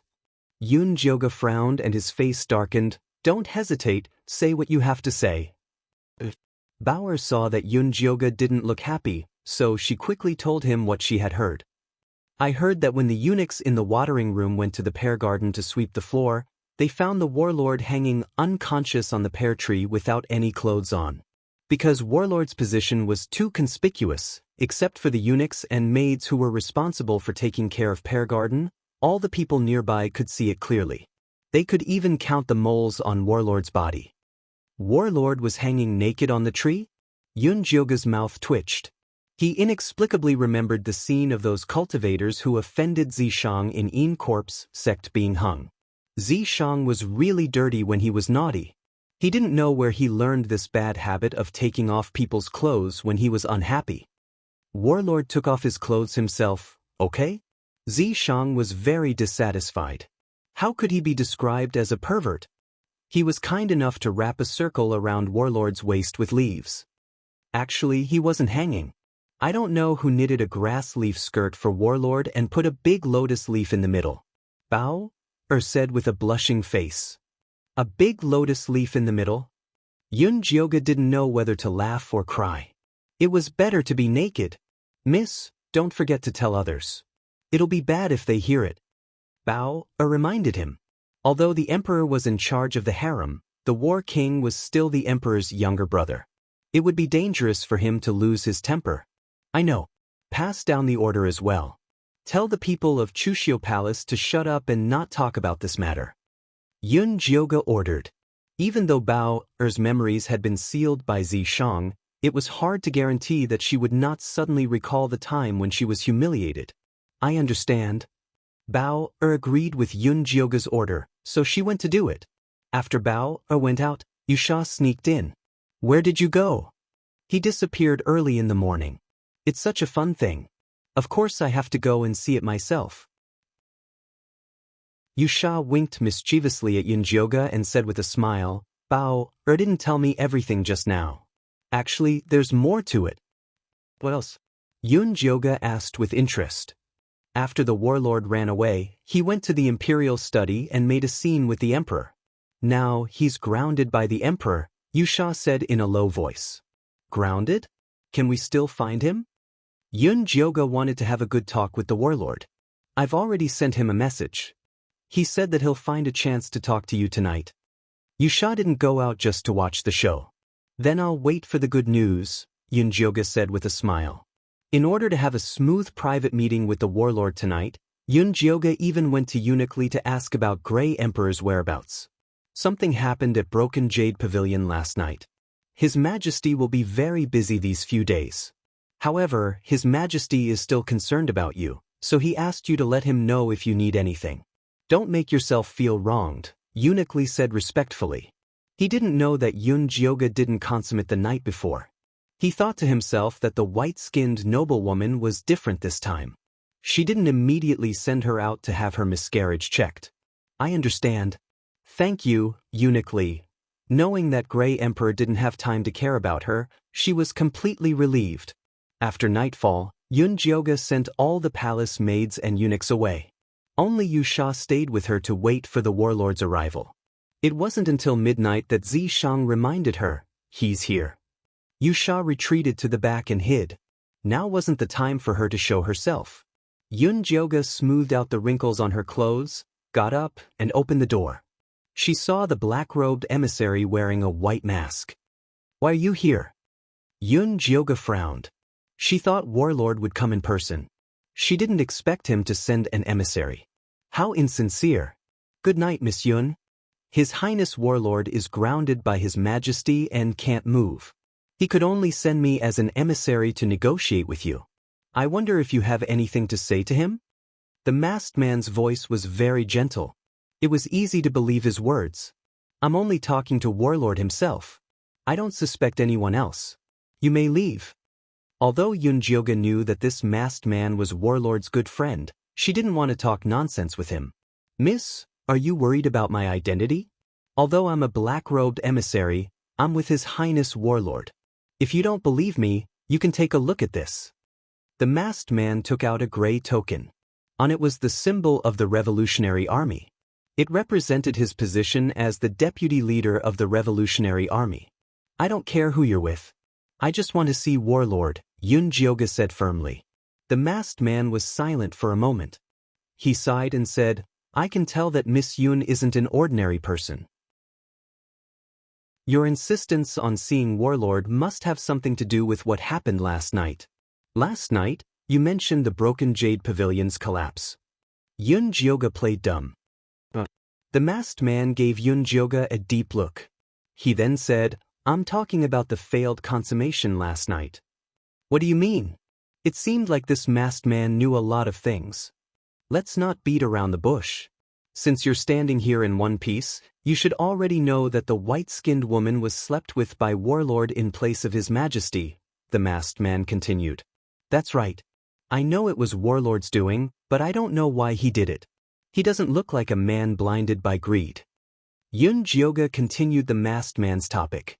I can tell you the reason, but you must help me, the masked man said. Help you with what? Yun Jioga asked. I want you to help me deal with His Majesty's Leng Hui. The masked man stared at Yun Jioga and said, You don't have to refuse. I know you have the ability. From the first time I saw you, I knew you didn't belong to this world. You're from the outside world, just like him. Yun Jyoga's pupils shrank. The masked man's words contained too much information. Chapter 421. So that gray-faced emperor came from the outside. No wonder he could cultivate to the golden core stage. Zishang had been curious about the lack of spirit qi in this world. Everywhere was filled with killing intent. It was not easy to cultivate to the golden core stage. I was wondering why he was so weird. He didn't look like an emperor at all. Also, the rules in this palace are so messy. Yun Jyoga compared the palace in Thunder Country. The palace here was like a knockoff. Everything felt strange. The masked man did not know that Yun Jyoga was daydreaming. Seeing her deep gaze, he thought that she did not believe him. He took off the white mask and said, "You should believe me now, right?" Under the mask was a handsome man's face. He looked exactly like Warlord. The only difference was that his face was very white. It was so white that it was almost transparent. It was very strange. "What's your relationship with Warlord?" Yun Jyoga narrowed her eyes. It was obvious that the masked man and Warlord had a special relationship. "My name is Lung Bai. I'm Warlord Lung Mo's twin brother.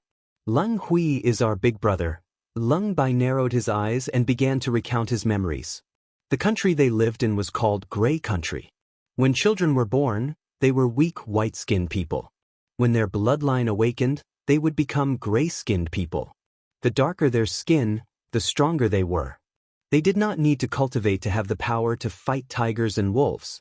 At that time, Gray Country was not divided into ranks. Everyone was of the same status. Lung Hui was the eldest son of Gray Country's emperor. When he was born, he was the future heir. He was calm and generous. He had extraordinary talent. He loved his younger brother and cared for his people. He was a very good person.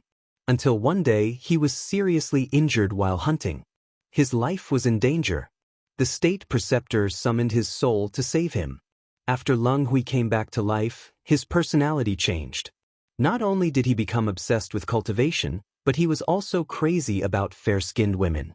He requested the whole country to send fair-skinned women into his harem. Apart from that, he also plundered the wealth of the people to build a strange tower. Because he did not have enough people to build the tower, he divided the people into ranks according to their skin color. Those with dark skin were classified as untouchables. They were dragged to build the tower and did the most tiring and dirty work. At that time, Lung Bai and Lung Mo had realized that Big Brother might have been possessed by the devil. They had wanted to kill the devil, but they had been poisoned and controlled by Lung Gray instead. After Lung Bai and Lung Mo were poisoned, Lung Mo's body became stronger and stronger, but his mind became more and more muddled, and his bestial side often erupted.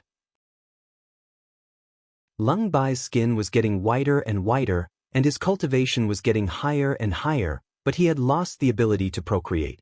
When Yun Jyoga heard that Lung Bai had been poisoned, he could not help but interrupt him. "Stretch out your hand, I'll check your pulse." Lung Bai was stunned, but he still extended his hand obediently. A glimmer of hope appeared on his face. Yun Jyoga placed his hand on Lung Bai's slender and fragile wrist and discovered that there was actually no pulse to speak of. It was a completely dead body. Lung Bai's body is cursed. This is refined by a golden core cultivator's soul energy mixed with poison. Only the person who poisoned him can remove it. You have no way of removing it now. Zishang had long seen that Lung Bai was poisoned. However, he had no way of curing this poison, so he did not tell Yun Jyoga. It was actually a curse. Yun Jyoga had heard of this strange poison before. It was very similar to a curse, but it was even more troublesome. To cure it, one had to be a realm higher than the person who poisoned him. This was impossible for Yun Jyoga. Zishang was more likely to do so. However, it was obvious that Zishang would not waste his demonic power to do such a thing. "I'm sorry, I have no way of curing it either." Yun Jyoga retracted his hand helplessly. "It's fine. The poison that the devil used is extremely strange. There's no cure at all. I've already resigned myself to my fate." Lung Bai lowered his eyes to hide his disappointment. He retracted his hand and continued to talk about Lung Hui. After that devil-possessed Leng Hui, he had also lost the ability to procreate. That was why he had Leng Mo, who had the same bloodline as Leng Hui, take his place in bed. After those white-skinned women slept with Leng Mo, they were brought to the tower by Leng Hui and disappeared. Leng Bai had once sent assassins to check on the tower, but without exception, none of them walked out alive. I originally wanted to go there personally, but as long as I get close to the tower, Leng Hui will immediately sense it and increase the dosage of the poison. When my skin becomes completely transparent, I will die. It doesn't matter if I die, but I can't watch the devil in Leng Hui's body destroy this country. Since you were able to come to our Grey Nation safely from the outside, you must have a way to deal with that devil. Leng Bai stared at Yun Jioge as if he was looking at a savior. It seems that this Leng Hui has been possessed. The power suppressing him should be the sole power that Leng Hui left behind, Zishang said thoughtfully. Then as long as we help to strengthen Leng Hui's soul power, won't we be able to send the person who has possessed him flying? Yun Jioge immediately asked. A soul that had lost its body was very weak. It would be easy to deal with it. We don't have anything that can strengthen Leng Hui's soul power now. Moreover, the possessed cultivator is already in the Golden Core realm. It won't be that easy to get rid of him, Zishang said calmly. This nameless Golden Core had possessed Leng Hui for so long. It was already deeply rooted in his body. It would be very difficult to get rid of it. Leng Bai might have a way. After all, they are blood brothers. Yun Jioge said optimistically. Then you should ask him. Zishang said without much hope. Then I'll ask. Yun Jioge came back to his senses and said to the nervous Leng Bai, I do have a way to deal with that possessed devil. Actually, I've already discovered a mysterious power that can suppress the devil. It should be the sole power that your big brother left behind. That means my big brother is still alive? Leng Bai's eyes widened in disbelief. That's right. If you can awaken your big brother, we have the confidence to deal with that devil. Yun Jioge nodded. Then how do we awaken him? Leng Bai asked anxiously. I don't know. This devil was summoned by you guys. Think of a way yourself. Yun Jioge threw the question back at him. Leng Bai frowned and said, although the one who summoned him was the Grand Preceptor, the Grand Preceptor doesn't know the inside story. Is the Grand Preceptor still alive? Yun Jioge asked. To be able to summon a Golden Core cultivator from the outside world meant that he was quite powerful. Ever since the Grand Preceptor helped Big Brother summon his soul, he suffered a backlash from heaven. He's been in seclusion at home. I haven't seen him for a long time. Leng Bai sighed. Bring me to him. Compared to going head-on with the Golden Core cultivator, Yun Jioge was more inclined to take a roundabout way to save the country. Hence, she would definitely not let go of any clues. I can bring you to him, but Leng Hui is watching you very closely. It'll be very difficult for you to leave the palace. Leng Bai looked troubled. It had taken him a lot of effort to sneak in tonight. Chapter 422. You don't have to worry about that. Go and make the arrangements now. I'll wait for you at the palace gate. Yun Jioge had Yu Sha as his substitute. Leaving was a simple task. All right, I'll go and make the arrangements now. Leng Bai trusted Yun Jioge and left immediately. After Leng Bai left, Yun Jioge called Yu Sha out. Pretend to be me and stay here. Leng Bai and I will go see the Grand Master. You and Zishang go on dates every day and leave me here alone. That's too much. Yu Sha was very unhappy. She risked her life to follow Lady Goddess to this secret realm but was used like a tool. She didn't even have a chance to be alone with her. How was she supposed to win back Lady Goddess's heart? Listen to me. This is serious business. Yun Jioge comforted without any sincerity. No, not unless you kiss me. Yu Sha's pretty face was glowing as she looked at Yun Jioge coquettishly. Her cherry lips were very alluring. It was undeniable that Yu Sha was beautiful like this. Even if she was a male demon deep in her soul, it didn't diminish her charm. If Yun Jioge was a man, he would definitely fall for her. Unfortunately, Yun Jioge was a straight woman. No matter how ridiculous she was in her past life and how many lovers she had, she was only interested in Zishang now. Hence, Facing Yusha's coquettish behavior, Yunjioga just wanted to run away. Ignore her. Give her a slap and she'll know how to write the word dutiful. Zishang's voice was gloomy. It looked like he wanted to do it himself. Yusha, listen to me. I won't mistreat you in the future. Yunjioga wasn't as cruel as Zishang. He couldn't destroy a flower. After comforting Yusha, he turned and ran. Jioga. Yusha stared at Yunjioga's disappearing silhouette with a bewildered look on her pretty face. She then pinched her ample bosom and mumbled to herself, could it be that the saint isn't interested in this body? Speaking of which, the tomboys that the saint has been courting in the past were all flat-chested. Yusha thought she had found the reason why Lady Goddess despised her. She was extremely annoyed. If she had known this would happen, she would have attached herself to a man. It was easier for her to be a man. However, Lady Goddess's heart had always been unpredictable. As long as she didn't ask her to leave, she would still have a chance. Let's wait and see. As Yusha's imagination ran wild, he did not forget to disguise his face. He had followed the goddess for so many years and understood her temperament very well. Usually, she could do whatever she wanted to please her, but as long as she gave him a task, if he couldn't complete it, he could only get lost. The goddess would never keep a useless person. Even if it was a lover, she would choose the strongest one. But then again, if they weren't strong enough, they would have been killed by Zishang a long time ago. At that time, Zishang was the strongest man by the goddess' side. If it wasn't for the fact that he couldn't make the goddess pregnant and give birth to the child of life, the goddess wouldn't have gone around looking for lovers to give birth to. However, in this life, the goddess seemed to be completely bewitched by that fellow, Zishang. She didn't know if she still had the chance to rise to the top. It seemed that he still had to seize the opportunity to please the goddess. Otherwise, when those troublesome fellows rushed over, the competition would be even greater. Yusha lay on the bed, thinking about the goddess. He tossed and turned, unable to fall asleep. At this moment, a gust of wind with a faint fishy smell drifted in from outside. Yusha's body tensed up, but he soon relaxed and pretended to fall asleep. A moment later, a black silhouette entered the room without a sound. He stood by the bed and stared at Yusha. Then he suddenly bent down and moved closer to Yusha's neck. His nostrils flared like a wild beast looking for prey. Yusha didn't need to open her eyes to know that the person who came was Leng Hui. She tried her best to relax her breathing so that Leng Hui wouldn't notice anything out of the ordinary. Leng Hui sniffed Yusha's body and knocked her out with a palm strike. He carried her on his shoulder and took her away. Before Yusha fainted, she only had time to send a message to Zishang and Yunjioga with her thoughts before she fainted. At this moment, Yunjioga and Leng Bai had just boarded the carriage and were about to head to the Grand Preceptor's residence, which was located 30 miles away from the capital.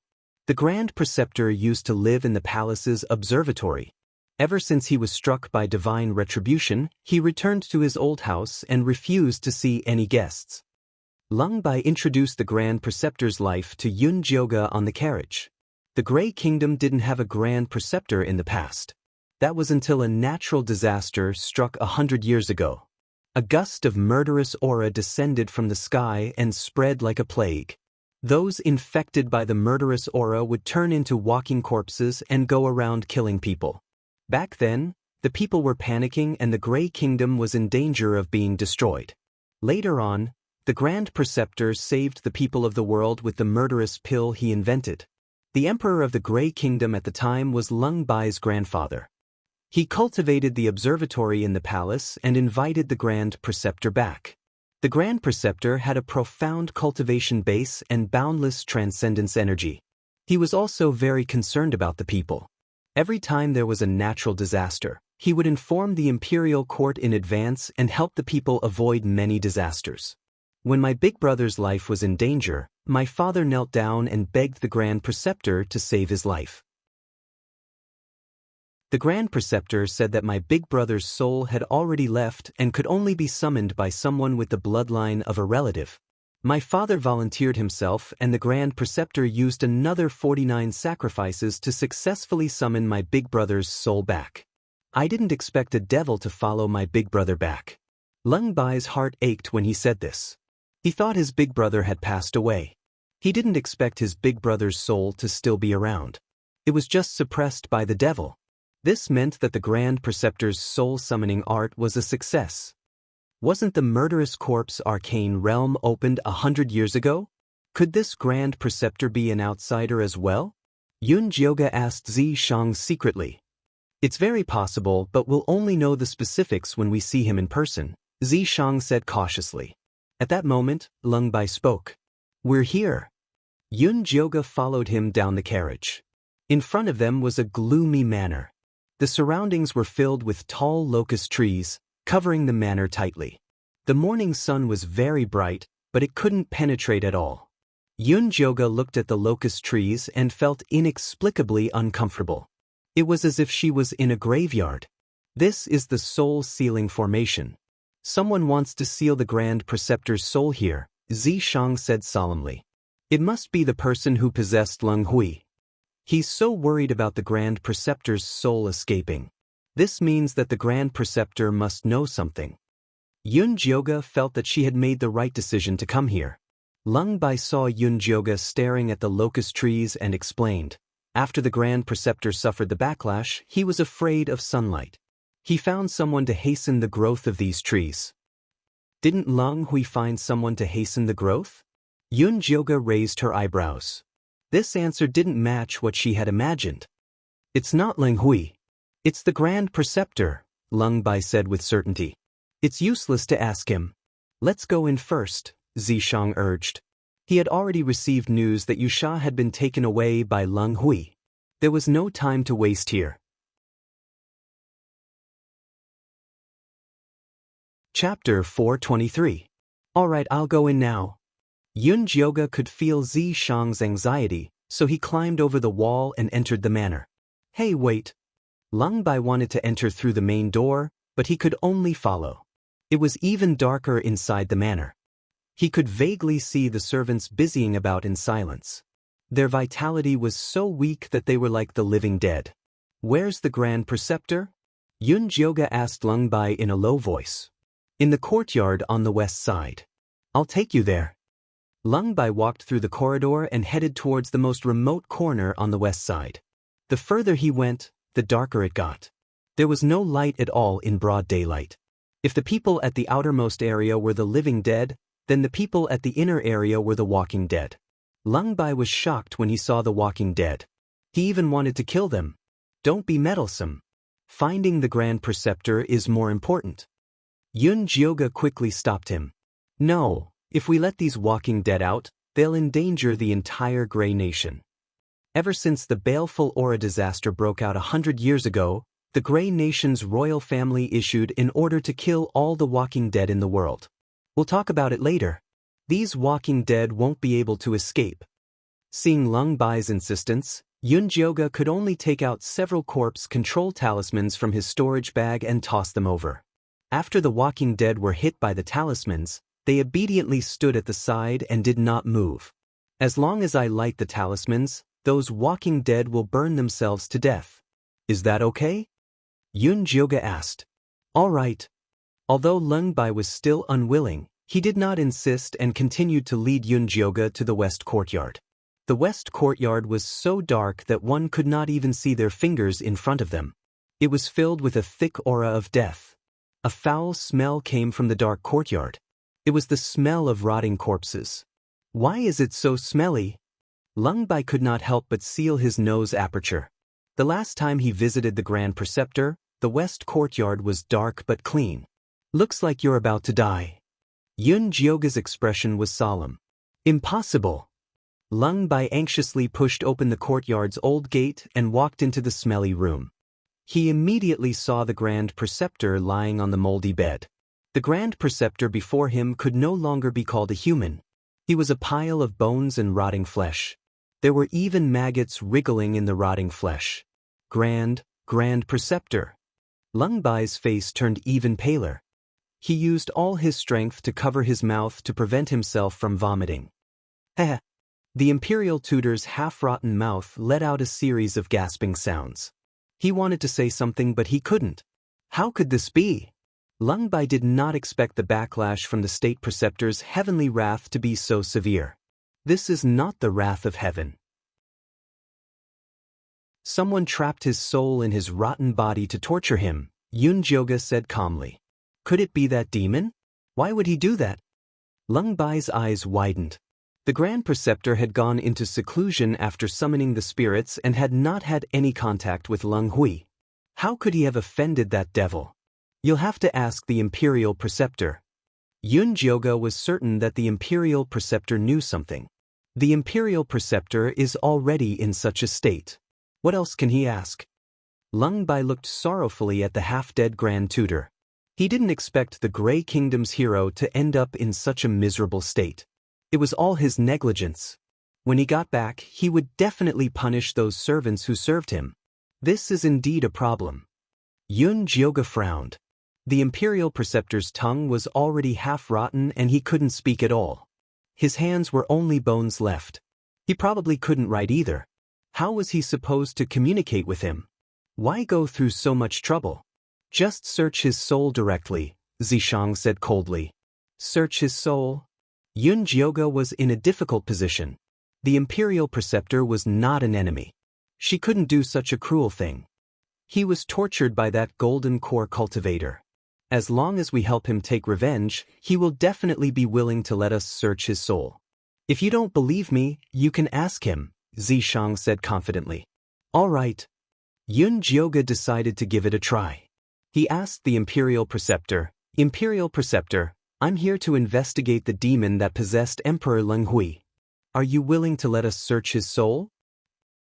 Before the Imperial Preceptor could reply, Lung Bai had already rejected him. The soul-searching art was so cruel. How could they use it on the Imperial Preceptor? The Imperial Preceptor took a deep breath and nodded with all his might. See, I told you he would agree. Zishang looked as if he had already expected it. Imperial Preceptor. Lung Bai was at a loss. Since the Imperial Preceptor agrees, let's search. Yun Jyoga saw that Lung Bai was still hesitating. She said unhappily, if you dilly-dally now, not only will you increase the Imperial Preceptor's pain, you will also delay us from saving your big brother. Lung Bai thought of her big brother who was being suppressed by the demon. In the end, she still nodded and agreed. All right, hand the body to me. I will search it. Zishang was worried about Yun Jyoga's technique. All right. Yun Jyoga closed her eyes in trust and handed the body to Zishang. Lung Bai, who was waiting anxiously at the side, saw that Yun Jyoga didn't move for a long time. Just as she was about to ask about the situation, Yun Jyoga suddenly opened her eyes. Her entire aura changed. There was a faint purple glow in the depths of her black eyes. She became cold and arrogant, inviolable. Lung Bai couldn't help but take a step back. She felt respect for the current Yun Jyoga from the bottom of her heart. Zishang didn't care about Lung Bai's rich inner thoughts. She walked straight to the Imperial Preceptor. She opened her fair and tender palm and aimed it at the Imperial Preceptor. A purple mist was spat out from her palm and wrapped around the Imperial Preceptor's head. Yun Jyoga's soul was hiding in his consciousness.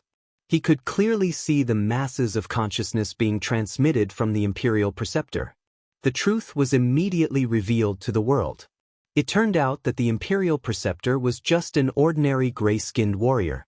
100 years ago, he accidentally fell into a cliff crack near a volcano and obtained a supreme cultivation technique. The cultivation technique was written by a golden core cultivator called Cho Shan. It introduced a marrow-cleansing pill. As long as one consumed it, they would achieve great success in the cultivation technique. At that time, the Imperial Preceptor was bewitched. He followed the method recorded in the book to collect the ingredients.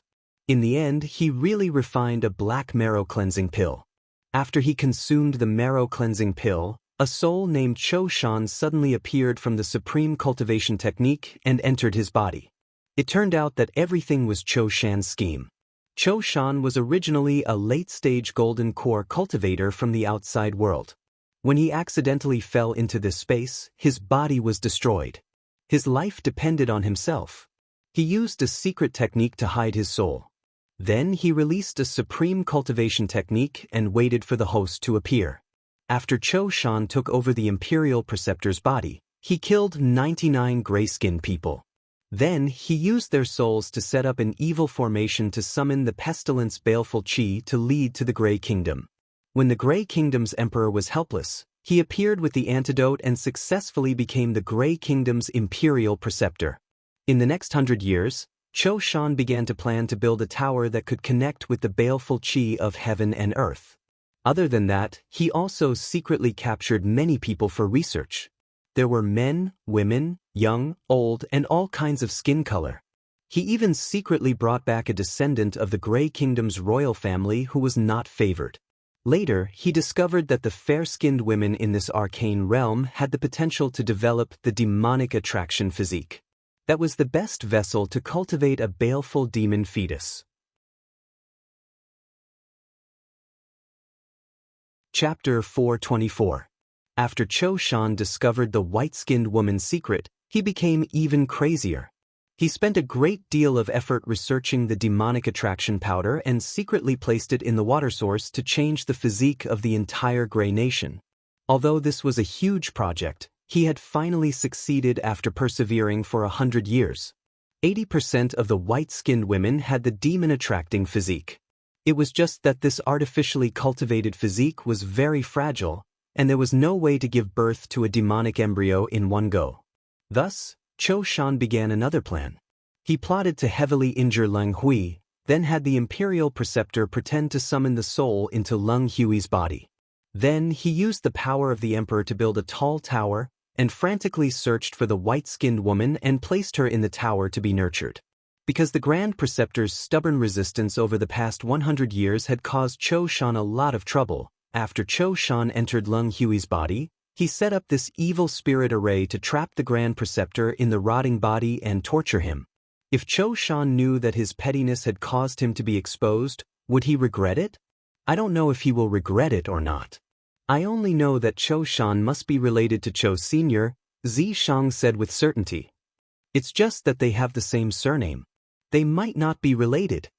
Yun Jioga felt that there was some involvement. Cho Sun once said that we can find the treasure map if we get the bloody bead. Later, the bloody bead exploded and we came here to meet Cho Shan. Do you think it's a coincidence? Anyway, he didn't think so. You mean the last piece of the treasure map is in Cho Shan? Yun Jioga was excited. That's right. That's the only explanation.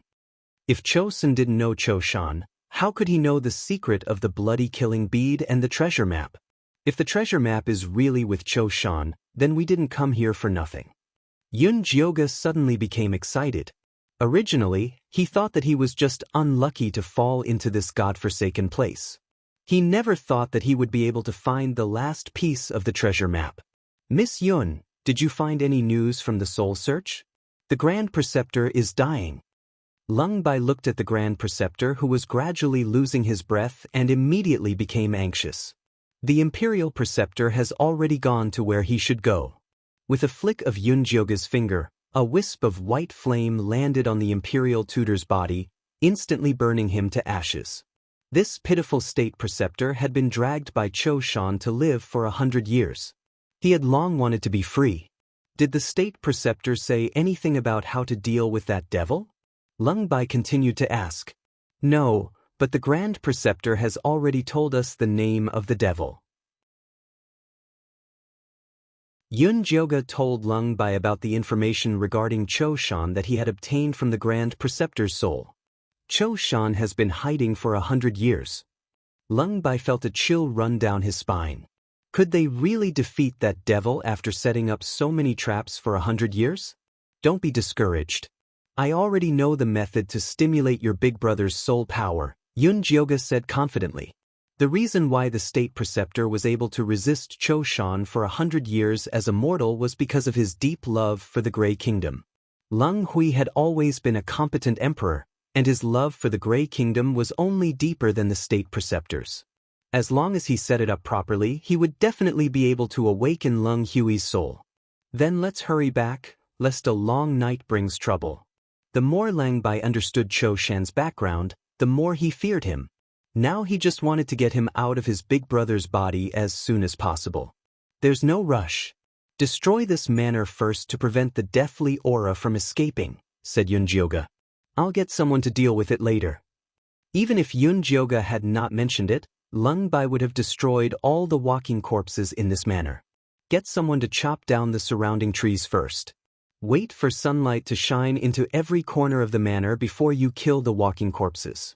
This step cannot be wrong, or else the consequences will be very serious, Yunjioga instructed sternly. Although this soul-trapping formation was not complicated, destroying it recklessly would cause the deathly aura to explode. When that happened, all living things within a 10-mile radius would be killed. I'll keep an eye on it personally, Lung Bai nodded solemnly, then asked, Is there anything I need to do in the palace? Compared to this manor, Lung Bai was more concerned about the palace and his big brother. Get War King Ling Mo here. The two of you will be able to deal a heavy blow to Cho Shan if you work together. These two brothers were definitely the key to defeating Cho Shan. All right, I'll go look for Ling Mo now, Lung Bai said impatiently. Since he was about to fall out with Cho Shan, there was no point in grounding him. I'll wait for you at Chushio Palace.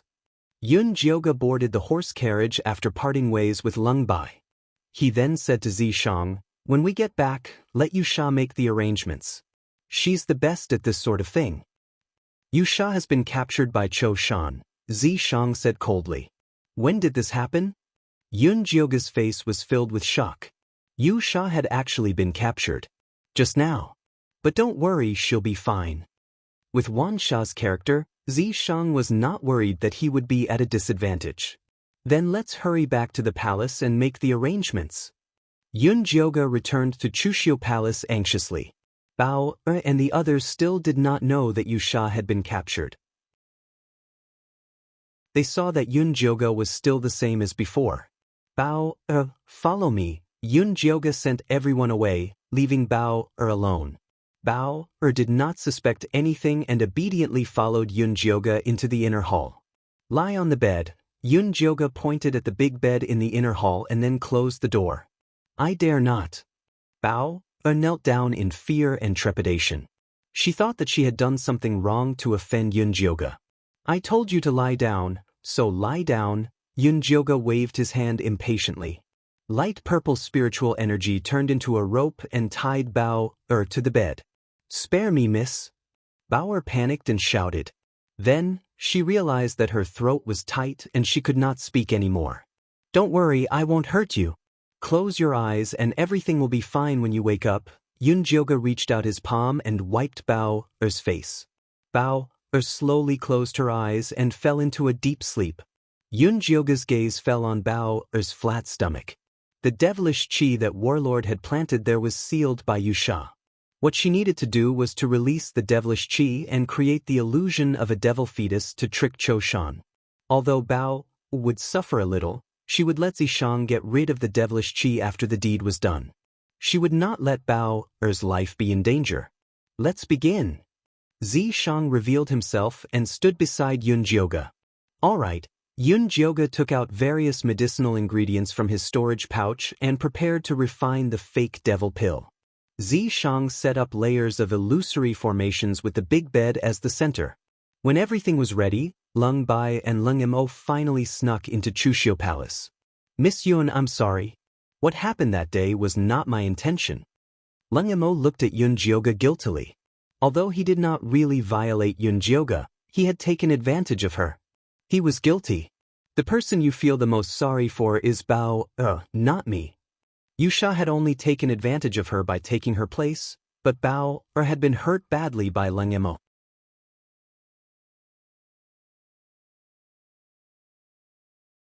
Chapter 425. Lung Mo was slightly surprised as he looked at Bauer, who was sleeping soundly on the big bed. He vaguely remembered that when the drug took effect, he had casually grabbed a palace maid and taken her to the pear garden. Could it be her? Over the years, Lung Mo had hurt many women under Cho Shan's control. However, those women were all taken into the high tower, and it was unknown whether they were dead or alive. The only one who escaped was Bao, the palace maid. Because of this, he would treat Bao well. Don't worry, Miss Yun. I will definitely give Bao an explanation, Leng Emo said solemnly. Let's talk about this later. The most important thing right now is to deal with Cho Shan. This was Leng Emo and Bao Er's business. They should deal with it themselves, but not now. All right. Leng Emo collected his thoughts and asked Yun Jioge, what should we do then? The two of you, take these 2 purple lightning exorcism palace cards and stand here. When I make a gesture, use your most shrill voice to shout for help. Yun Jioge had made several arrangements. The call of kinship was also a very important part of it. As for the purple thunder exorcism talisman, it was a gift that she had specially prepared for Cho Shan. She hoped that it would come in handy when the time came. All right. Lung Bai and Leng Emo stood at the designated position and stared at Yun Jioge nervously. Yun Jioge walked to the side of the bed and placed the fake demon pill into Bao Er's mouth. Bao Er's throat moved as she swallowed. Then her belly slowly bulged. A ball of black mist rolled around Bao Er's belly, emitting a terrifying aura. From the outside, the entire roof of Chushio Palace was filled with gray smoke. That was a symptom that would only appear when a devil fetus was taking shape. Inside the tall tower, Cho Shan was searching for his escaped prey, the Jade Fiend. When he noticed the commotion, he immediately turned his head to look in the direction of Chushio Palace. Last time, Leng Emo had eaten his devil attraction pill, but failed to consummate the marriage with the white-skinned woman from Chushio Palace. Later, the drug took effect and she ran away. He didn't care which palace maid was unlucky. Could it be that the palace maid had successfully nurtured the demonic embryo? When Cho Shan thought of this, he became extremely excited.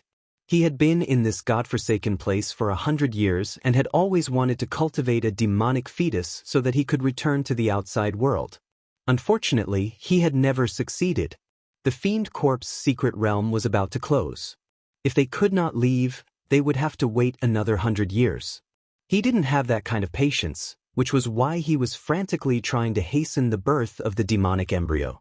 Who would have thought that there would be a naturally bred devilish fetus? That was the perfect vessel. Cho Shan couldn't care less about catching the escaping prey. He immediately turned and flew towards Chushio Palace. However, he didn't rush in rashly. Instead, he kept pacing around outside, trying to see if there were any traps inside. Yun Jioge was using his divine sense to observe the situation outside. He noticed that Cho Shan was lingering outside Chushio Palace. He decisively took out the thunder fire needle and pierced it into Bao Er's belly. The black mist in Bao Er's stomach began to cry like a baby. When Cho Shan, who was hesitating outside, heard this voice, he no longer cared about anything else and immediately rushed towards Chushio Palace.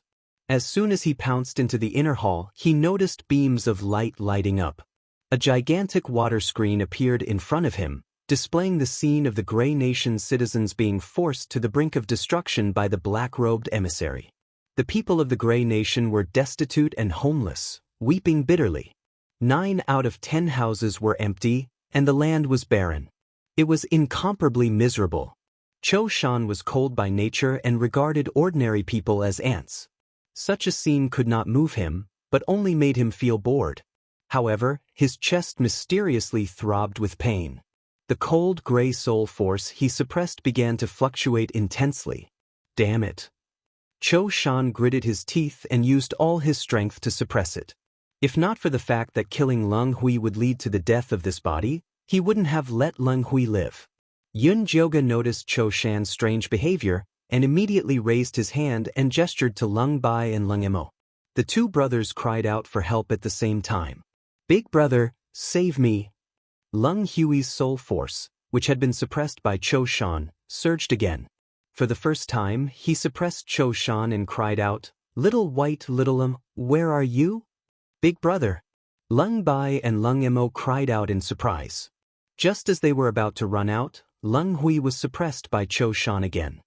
Behave yourself. Don't think that I don't dare to kill you. At most, I'll just change my body. Cho Shan threatened Leng Hui fiercely. You too, continue shouting. Tell us more about your past, such as how your father and the state preceptors sacrificed themselves for justice. Yun Jioge hurriedly urged Lung Bai and Leng Emo. Lung Bai immediately said, Big brother, Father was killed by that demon, Cho Shan, in order to save you. The state preceptor was also killed by Cho Shan. Actually, Cho Shan was the one who caused the baneful aura disaster 100 years ago. He set up a formation in the state preceptor's manor and wanted to destroy our Gray Nation again. Big brother, our Gray Nation is in danger. Only you can save our people. Lung Bai and Lung Mo echoed each other. Lung Hui's soul force surged again, and he roared angrily, "Damn Cho Shan, get out of my body." Zi Shang, hurry up and attack, Yun Jioga said excitedly. Zi Shang charged forward like a ghost and slammed his palm on Lung Hui's Bai Hui acupoint. Lung Hui was fighting with Cho Shan over his body. Just as he was about to be killed by the enraged Cho Shan, an extremely dense soul force surged into his soul. Lung Hui immediately felt as if he was being helped by God. He kicked Cho Shan out of his body. Yun Jioga saw a thick black fog erupt from Lung Hui's body. Inside the fog was a hideous man's face. It was Cho Shan's soul. She raised her evil sword and slashed at Cho Shan's soul. However, she was repelled by the power of Cho Shan's soul. However, this was normal. The soul of a golden core cultivator was not something she could deal with right now. Although Cho Shan hated Yun Jioga to the core, the most important thing now was to find a new body. Hence, he turned around and pounced at Lung Mo. However, he did not expect that when he got close to Lung Mo, a purple lightning would suddenly appear on Lung Mo's body. Cho Shan could not dodge in time and was hit. He immediately screamed and rushed out of Chushio Palace, flying towards the tall tower. Yun Jioga wanted to chase after him, but Zi Shang stopped him. Don't chase a desperate enemy. Zi Shang shook his head. Cho Shan had been in the palace for so many years, so he must have set up countless traps. If he chased after him rashly, he would only fall into his trap. It was better to remove all the traps first, then go to the tall tower to kill him. All right. Although Yun Jioga was unwilling, he still listened to Zi Shang and stopped in his tracks. Then, he turned to look at Lung Hui, who was standing in the center of the formation. After Lung Hui regained his senses, he hugged his two younger brothers and cried tears of excitement. Big brother is back. You're safe now. Big brother, big brother. Lung Bai and Lung Mo cried tears of joy. They cried like two children. Don't celebrate too early. We still have a lot of things to do. Although Yun Jioga did not want to dampen their spirits, the situation was dire. They had to rush into the tall tower before Cho Shan recovered.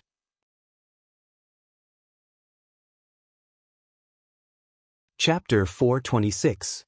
Miss Yun is right. The most important thing now is to get rid of Cho Shan. He set up many traps in the tower. If we want to break in, we have to make the most thorough preparations. Although Lung Hui's soul power had been suppressed by Cho Shan all these years, he still knew a lot about what Cho Shan was doing. All right, I'll go gather people to destroy the tower now, Lung Mo said with high morale. Tell that idiot not to be impulsive. To destroy the tower, we have to destroy the fiend gathering formation in the palace first, Zi Shang said in Yun Jioga's mind. How do we destroy it? Yun Jioga asked. I've already calculated where the eye of the formation is. We just have to destroy it. Zi Shang sent the method of destroying the formation into Yun Jioga's mind. After receiving it, Yun Jioga realized that the method was very complicated. She couldn't do it alone. She needed the help of the three Lung brothers.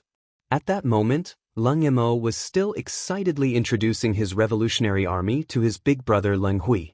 1,000 of the elite soldiers were personally trained by him. Not only did they have cultivation, but they also learned battle formations.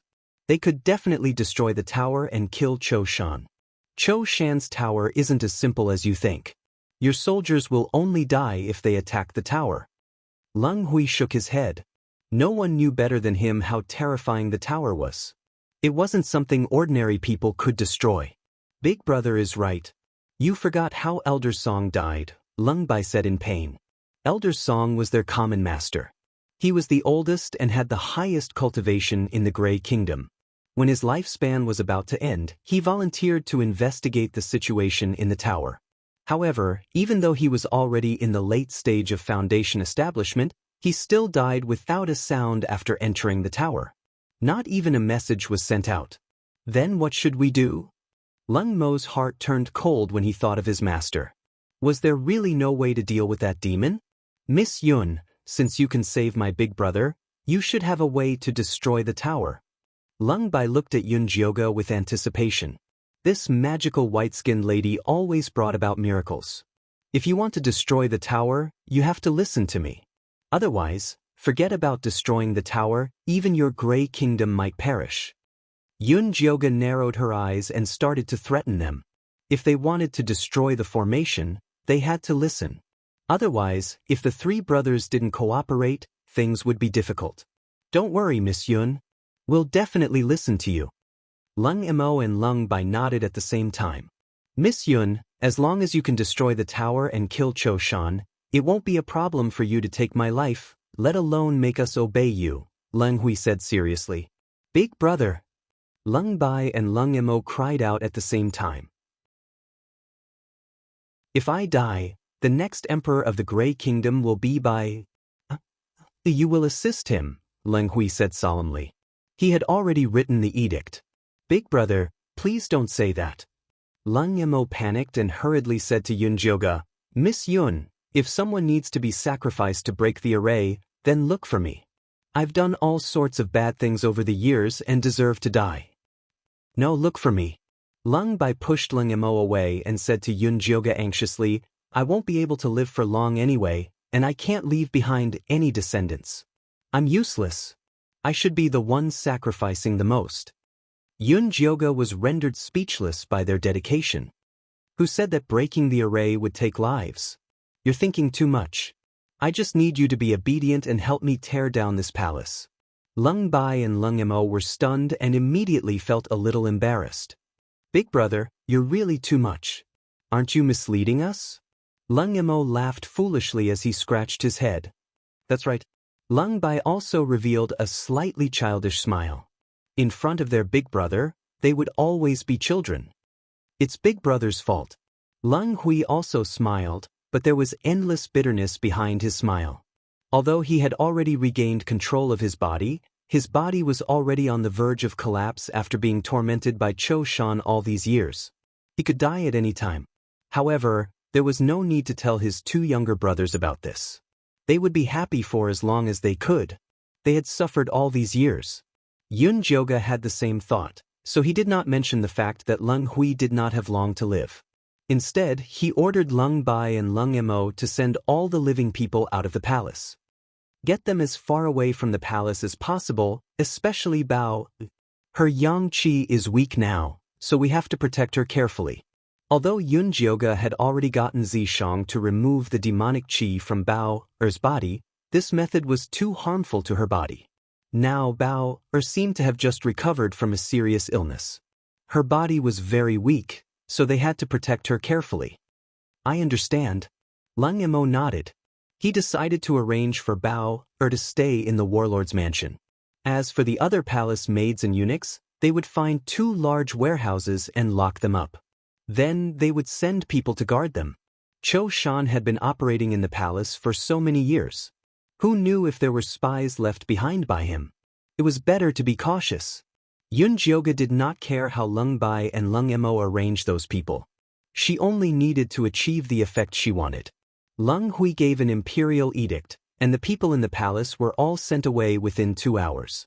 The empty palace that had lost its human presence felt extremely cold and gloomy even in broad daylight. The green brick floor kept emitting cold air. Miss Yun, can the 4 of us destroy the formation? It was not that Lung Mo did not believe Yun Jioga, but the 4 of them were too few.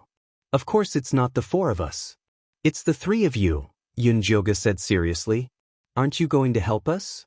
Lung Mo's dark face instantly turned pale. Look at your cowardly face. I'm joking with you. Yun Jioga could not help but laugh out loud. Miss Yun really likes to joke. Lung Mo secretly sighed. So be it. His life was more important. I saw that you were nervous, so I was joking with you. Do you feel much better now? Yun Jioga said with a smile. She felt that she was really talented. 3 words were clearly written on Lung Mo's dark face. No! Alright, stop fooling around. Let's get down to business. Zi Shang, who was hiding in the mark, could not stand it anymore. Tiske, he really had no sense of humor. Yun Jioga scratched her face and straightened her expression. She said seriously, let's get down to business. Later, the 3 of you will each lead 300 elite soldiers and listen to my orders. Yes, Lung Mo immediately replied. The 900 elite soldiers were quickly gathered. They were all good seedlings that Lung Mo had carefully selected from the Revolutionary Army over the years. They were absolutely loyal. The formation has a total of 9 formation corps, but the most important ones are the 2 large ones at the east and west. Lung Bai and Lung Mo will each lead 300 elite soldiers to stand guard there, while Lung Hui will lead some people and destroy the formation corps from the south. Yun Jioga's fingers moved slightly, and purple spirit energy sketched out a formation on the bluestone slab. There were 9 purple light spots clearly marked on it.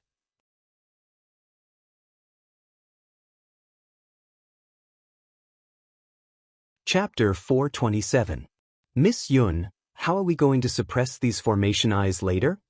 Yun Mo did not know much about formations and was confused. I'll bring you there first and tell you what to do later. Let's go to the east first. Yun Jioga led the way while Lung Mo, Lung Bai, and Lung Hui followed behind her with the soldiers. They arrived at the Palace of Heavenly Purity first. The Palace of Heavenly Purity is the first formation eye. Later, Lung Mo, bring some men and guard the circle. Under Zi Shang's control, Yun Jioga's palm shot out a purple mist into the floor and formed purple runes on the tiles. The circle was big enough for Lung Mo and the 300 elite soldiers to stand. We just have to stand in the circle?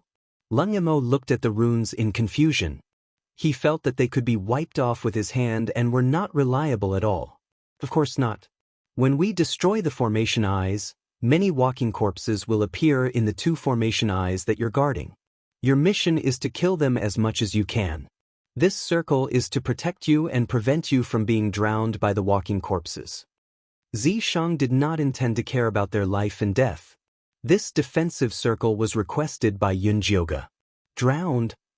Lung Lung felt his scalp go numb when he heard the word. Where do so many walking corpses come from? Lung Bai did not believe Yun Jioga. Cho Shan has buried a lot of corpses underground. If you don't destroy the formation and attack the tower directly, the undead army and the tower will surround you. Yun Jioga didn't dare to keep them guessing about such an important matter, so he told them everything in detail.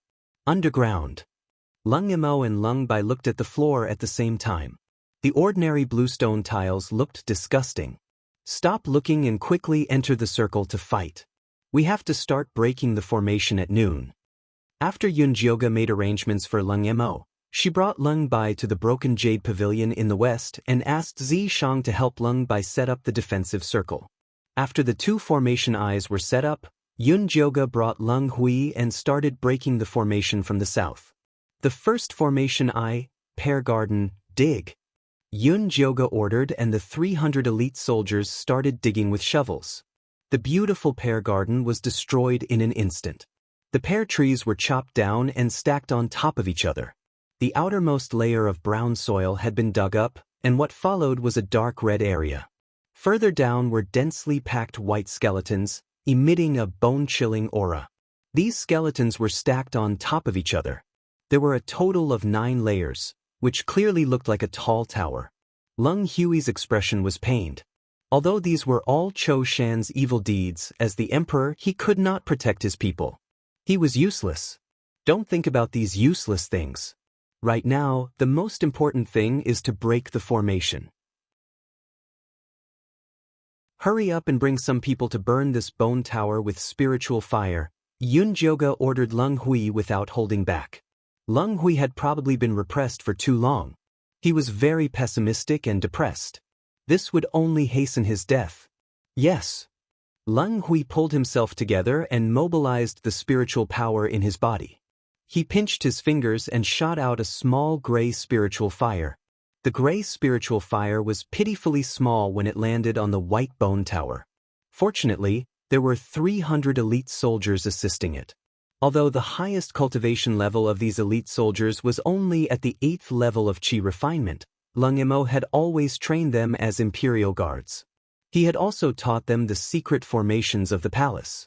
At Lung Hui's order, the 300 elite soldiers immediately formed a triangular formation and placed their palms on the backs of their comrades in front of them. Their spiritual power accumulated layer by layer and finally landed accurately on the White Bone Tower's spiritual fire. The gray spiritual fire exploded as if red oil had been poured on it. The raging flames instantly burned the White Bone Tower down. Ghostly wails and wolf howls sounded from the east and west of the formation at the same time. Black Qi emerged from the limestone bricks of the Palace of Heavenly Purity and the broken jade pavilion. They turned into walking corpses with missing arms and legs. They instantly broke through the two palaces. Lung Mo's eyes widened as he looked at the walking corpses in front of him. At first, he thought that Yun Jioge was bragging. After seeing the terrifying scene in front of him with his own eyes, he knew that she was not exaggerating at all. "Your Highness, what should we do now?" The soldiers braced themselves and asked as they looked at the endless walking corpses in front of them. "Form the formation and fight back." Lung Emo did not let any of his panic show on his face. His steady attitude allowed the soldiers to quickly calm down. Then, they formed an attack formation behind him.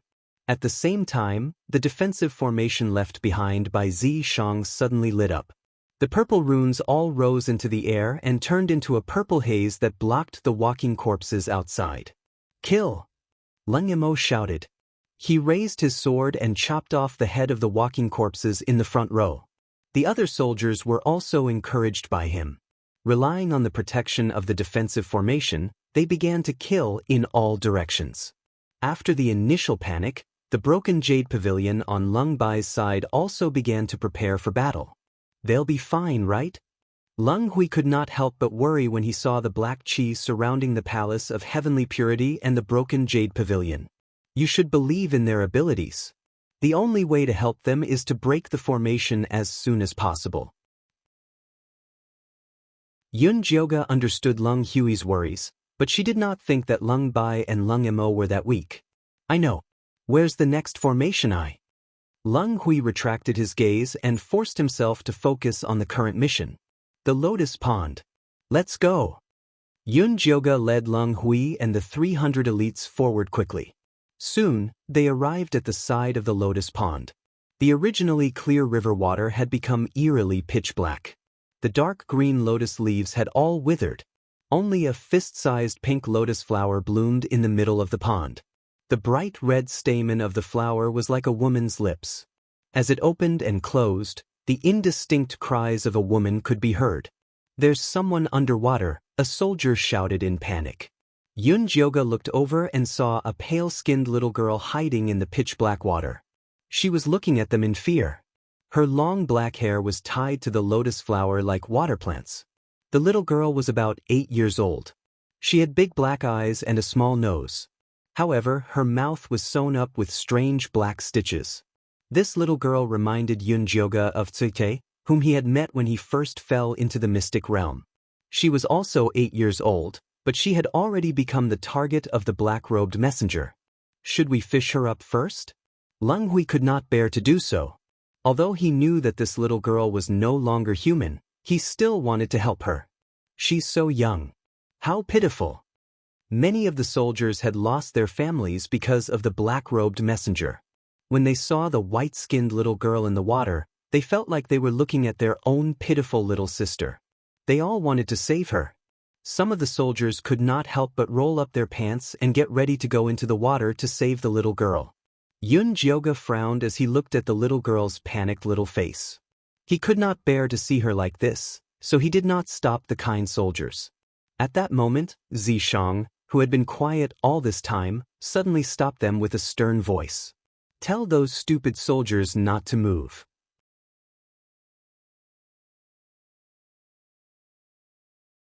Chapter 428. Yun Jioge immediately shot out a beam of spiritual light to stop the soldiers who tried to enter the water. Then she whipped each of them. "Miss Yun, what are you doing?" Lung Hui's heart ached for his soldiers being whipped. "Did I say you could enter the water?" Yun Jioga's expression was as dark as still water.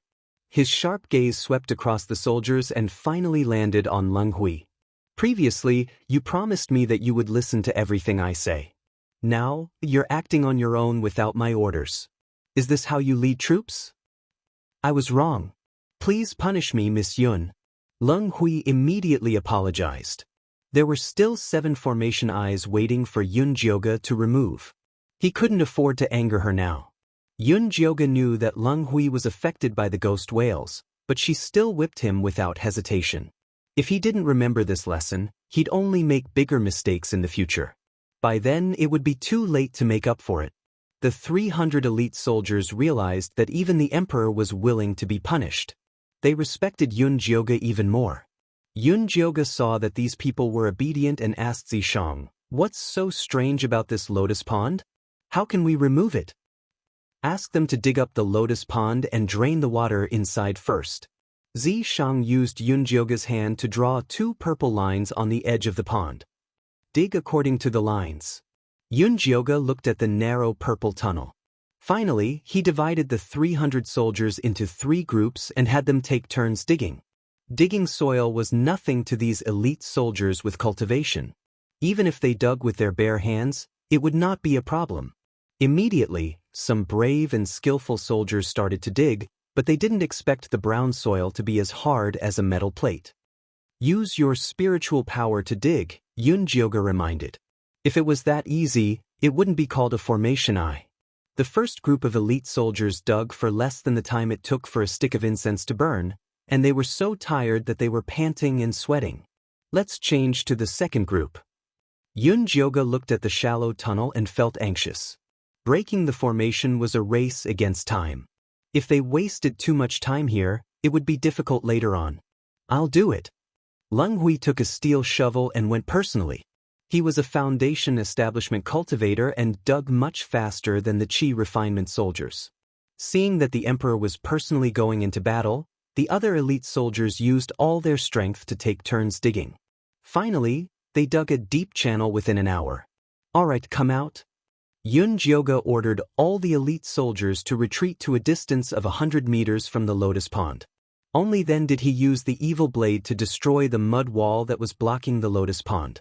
There was a big hole in the mud wall, but the pitch-black pool water did not move at all. It was like frozen ice, and not a single drop flowed out. Zishang, what should we do? The water in the pool was too strange. Take a drop of your blood essence and draw the water out. Be careful, don't get swallowed by the water, Zishang instructed. All right. Yun Jioga pricked his finger and squeezed out a drop of blood. The pitch-black water began to churn when it smelled the blood. It was like a hungry shark that couldn't wait to rush out. Yun Jioga wrapped the drop of blood with his spirit energy and circled around the lotus pond. Wave after wave of the pond water wildly chased after the drop of blood. Yun Jioga directed the blood towards the wound. The black sticky water surged out and chased after Yun Jioga. The water in the lotus pond slowly receded, and the white-skinned girl's expression turned even more horrified. Soon she was exposed in front of everyone. A rancid smell inundated them. Many soldiers could not help but vomit when they saw the scene in the lotus pond. Beneath the white-skinned little girl were countless terrifying white skulls. Their teeth were as sharp as blades, and they were densely packed and layered, covering the bottom of the lotus pond. If those soldiers had walked directly into the water, they would definitely have been devoured by these skulls until not even their bones were left. The pink lotus was stuck in the bones. Without the protection of the pond water, it was extremely horrified. Its stamen opened its mouth and let out a shrill scream, wanting to summon the pond water back. When the black pond water heard the scream, it immediately stopped chasing and wanted to return to the lotus pond. When Yun Jioga saw this, he could only lower the drop of blood that had flown high up to lure the pond water. The pond water hesitated slightly before suddenly expanding several feet. It transformed into a huge black mouth that swallowed the drop of blood. Yun Jioga's heart trembled. He wanted to retrieve the drop of blood, but it was too late. At the critical moment, Zishang decisively appeared. He shattered the pond water with a palm and retrieved Yun Jioga's blood. The pond water crashed to the ground. It seemed to have realized that Zishang was not to be trifled with. Without hesitation, it turned and charged towards the lotus pond. Trying to leave? A look of disdain flashed across Zishang's handsome face. He flipped his palm and blocked the mouth with a purple mist. The black pond water crashed into the mouth and bounced off before crashing back again. It looked like it would not turn back until it hit a wall.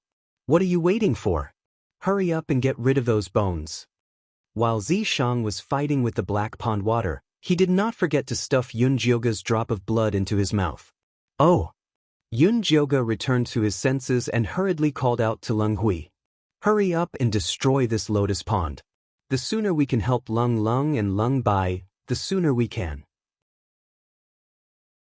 Leng Hui was still trying to guess who this handsome man who had suddenly appeared was. When he heard Yunjioga's words, he could not care less about guessing.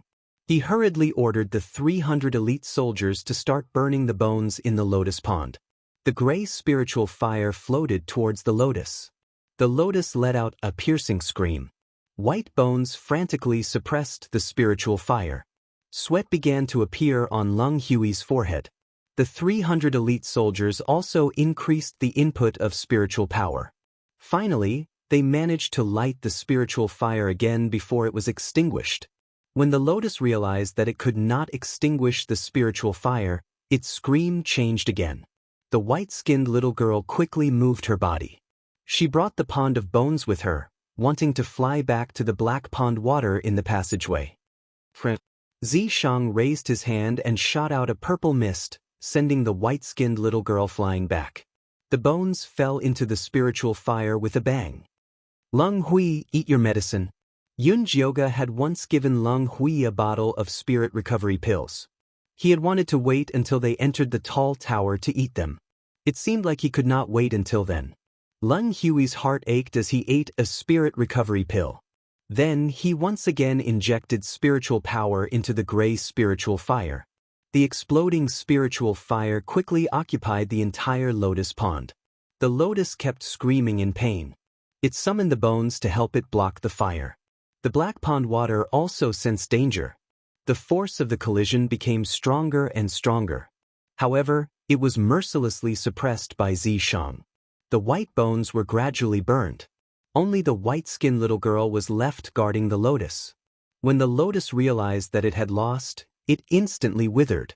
Its red lips and stamen flew to the white-skinned little girl. I'm begging you. Let me go. Let me go. The white-skinned little girl's sewn mouth instantly recovered. She knelt on the ground and begged Yunjioga.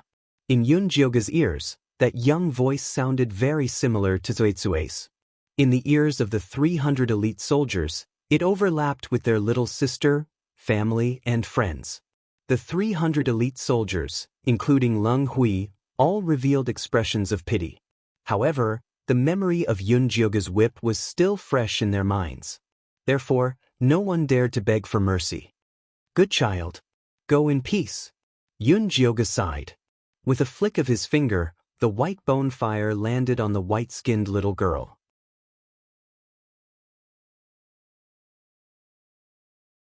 Chapter 429.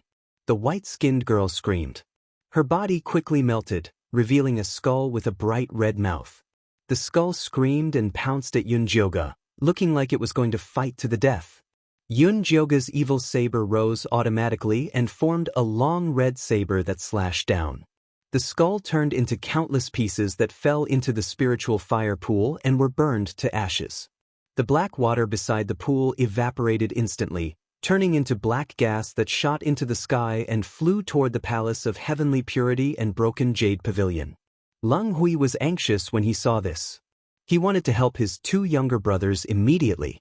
Let's go to the next formation Zishang said as he pulled Yunjioga's hand. You want to go with us? Yunjioga was surprised. Zishang had always liked to hide and rarely moved with her in front of others. Too slow. Zishang glanced at Yunjioga. The next formation would be even more difficult. It would take them a long time to finish. Then let's go. Yunjioga didn't feel guilty at all. She was only in the chi refinement realm. It was already difficult for her to break a golden core cultivator's malevolence formation. Next, Zishang led Yunjioge to dig out 100 dead infant corpses, 100 eunuchs' heads, and 100 palace maids' bodies from the Dragon Prince Palace, the guardhouse, and the palace maids' court. These corpses that had been nourished by malevolence were very fierce. However, they couldn't withstand a single blow from Zishang. The group moved forward with great momentum. Leng Hui followed behind them. The more he watched, the more shocked he became. If he hadn't experienced the difficulty of the first two formation eyes, he would have thought that this malevolence formation would be easy to break. This mysterious and handsome man was too powerful. He must have played a part in Miss Yun's previous actions. If he could rope him in, not only could he kill Cho Shan, but the Grey Kingdom would also become more prosperous. The lives of the people would be much better. Unfortunately, he was an outsider. It was too difficult to make him stay, unless Ling Hui's heart raced at this thought. His pale gray face flushed with excitement. All right, burn these palace maids' corpses and we can go help Leng Bai and Leng Emma. I suggest we go to Leng Bai first. What do you think? Yun Jioga saw Leng Hui's strange expression and thought that he was worried about his two younger brothers, so she didn't think too much about it. All right. Leng Hui snapped out of his daze and hurriedly nodded. Leng Bai's body had always been weaker than Leng Mo's since they were young, so it was only right for them to save him first.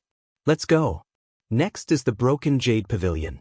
Once we get rid of the Palace of Heavenly Purity, our mission will be complete. Yun Jioga encouraged the soldiers. Along the way, the ones who had the hardest time were these 300 elite soldiers. Yes. The morale of the 300 elite soldiers was greatly boosted. They responded in unison and followed Yun Jioga and Zishang towards the Shattered Jade Pavilion. Within the Broken Jade Pavilion, Leng Bai was already an arrow at the end of its flight. More and more walking corpses appeared, and they became more and more ferocious. The defensive circle left by Zishang could no longer withstand their crazy attacks. Many soldiers had already been dragged outside and devoured. Leng Bai numbly brandished the long sword in his hand. Every time he swung it, he would cut down a group of zombies, but they would immediately double in number. The color of the purple defensive circle became fainter, and the runes on the ground became blurry, as if they were in danger of disappearing at any moment. Third Highness, the defensive circle can't hold on any longer. Staying here will only lead to death. We'll help you fight your way out. Please go and meet up with Her Majesty. A loyal soldier begged. Leng Bai was a little tempted. Nobody wanted to die if they could live. However, he quickly remembered what Yun Jioga had said. If you want to destroy the tower, you must listen to her. Otherwise, forget about destroying the tower, even the Grey Kingdom might be destroyed. Yun Jioga's order was to guard this formation point. He must not leave until the last moment. Leng Bai pulled himself together and said sternly to the soldiers, "This is our battlefield. Even if I die here, I must persevere until the last moment. Your Highness, our deaths are not to be regretted, but you are precious. How can you be sacrificed in this filthy place?" The soldiers were still begging bitterly. "Shut up. If I say defend, then defend. If you dare to shake the morale of the army again, kill without mercy." Leng Bai slashed his sword at the walking corpses outside. His mind was unprecedentedly clear. The remaining soldiers did not dare to persuade him anymore. They could only continue to fight with him. After an unknown period of time, the defensive circle had thinned to the last layer of light. Another 10 soldiers were dragged away by the walking corpses. The remaining 200 soldiers had already compressed to the center and surrounded Leng Bai. Leng Bai looked at the endless walking corpses, and a sense of despair rose in his heart. Was he really going to die here? He had not seen the tower destroyed and Cho Shan killed. He really could not accept this. At this moment, a purple dot of light rose in the distance. It emitted a scorching light like the sun. The walking corpses were like evil spirits that had seen the sun. They let out a series of screams and desperately tried to tie down everything. The next moment, Yun Jioga charged in with his men. "Miss Yun, big brother." Leng Bai was about to cry tears of joy. "Bai, you've suffered." Leng Hui saw his third brother's body so weak that he could not even stand straight. His heart ached and he quickly went up to comfort him. Lung Bai was also extremely excited. He was about to tell his big brother about the predicament he had just been in when he heard a cold but pleasant voice. Next, Palace of Heavenly Purity. Lung Bai turned his head and saw an extremely handsome man in purple standing beside Yunjioge. He exuded a cold but noble aura. It was the unique aura of a person in a high position. It made people respect him and could not help but submit to him. Miss Yun, this is... Lung Bai's consciousness told him clearly that this man was not an ordinary person. He was worth roping in. This is my guard, Yizi. Lung Mo is still waiting for us to save him. Let's hurry up. Yunjioge introduced Zishang in a simple manner. Yes, hurry up and save Lung Mo. His condition is even worse than mine. I'm afraid we can't hold on much longer. Lung Bai immediately threw Zishang to the back of his mind. He was afraid that he would only be able to collect Lung Mo's corpse if he was too late. Reality proved that Lung Mo was indeed the leader of the Revolutionary Army. His combat ability was much stronger than Lung Bai's. Although there were more walking corpses at his place, none of the 300 elite soldiers had been sacrificed. All of them were in a killing frenzy. This was especially so for Lung Mo. He was like a mad tiger. He could not even come back to his senses when he saw Lung Bai. He roared and slashed at Lung Bai. Lung Mo, look carefully. I'm Lung Bai. This is Big Brother Lung Hui. Lung Bai dodged the slash and held Lung Mo down while shouting. Lung Mo's bloodshot eyes could not see anything. He shook Lung Bai off and continued to kill. Yunjioge saw this and channeled his spiritual energy into the Thunderfire Needle. He then pierced the Dazui acupoint on the back of Lung Mo's neck. The spiritual energy in Lung Mo's body stopped. His eyes rolled back and he fell to the ground. Lung Hui and Lung Bai quickly went forward to check on him. He's too excited. It's good to let him calm down. The killing formation has been broken. You guys better go and rest quickly because we're going to break the tower soon. As soon as Yunjioge finished speaking, a rumbling sound came from the east. In the glow of dusk, a tall tower suddenly appeared in front of everyone. The dull gray tower looked like a pile of bones. Black and gray human heads hung from the eaves of the tower. They stared at Yunjioge and the others with bloodshot eyes.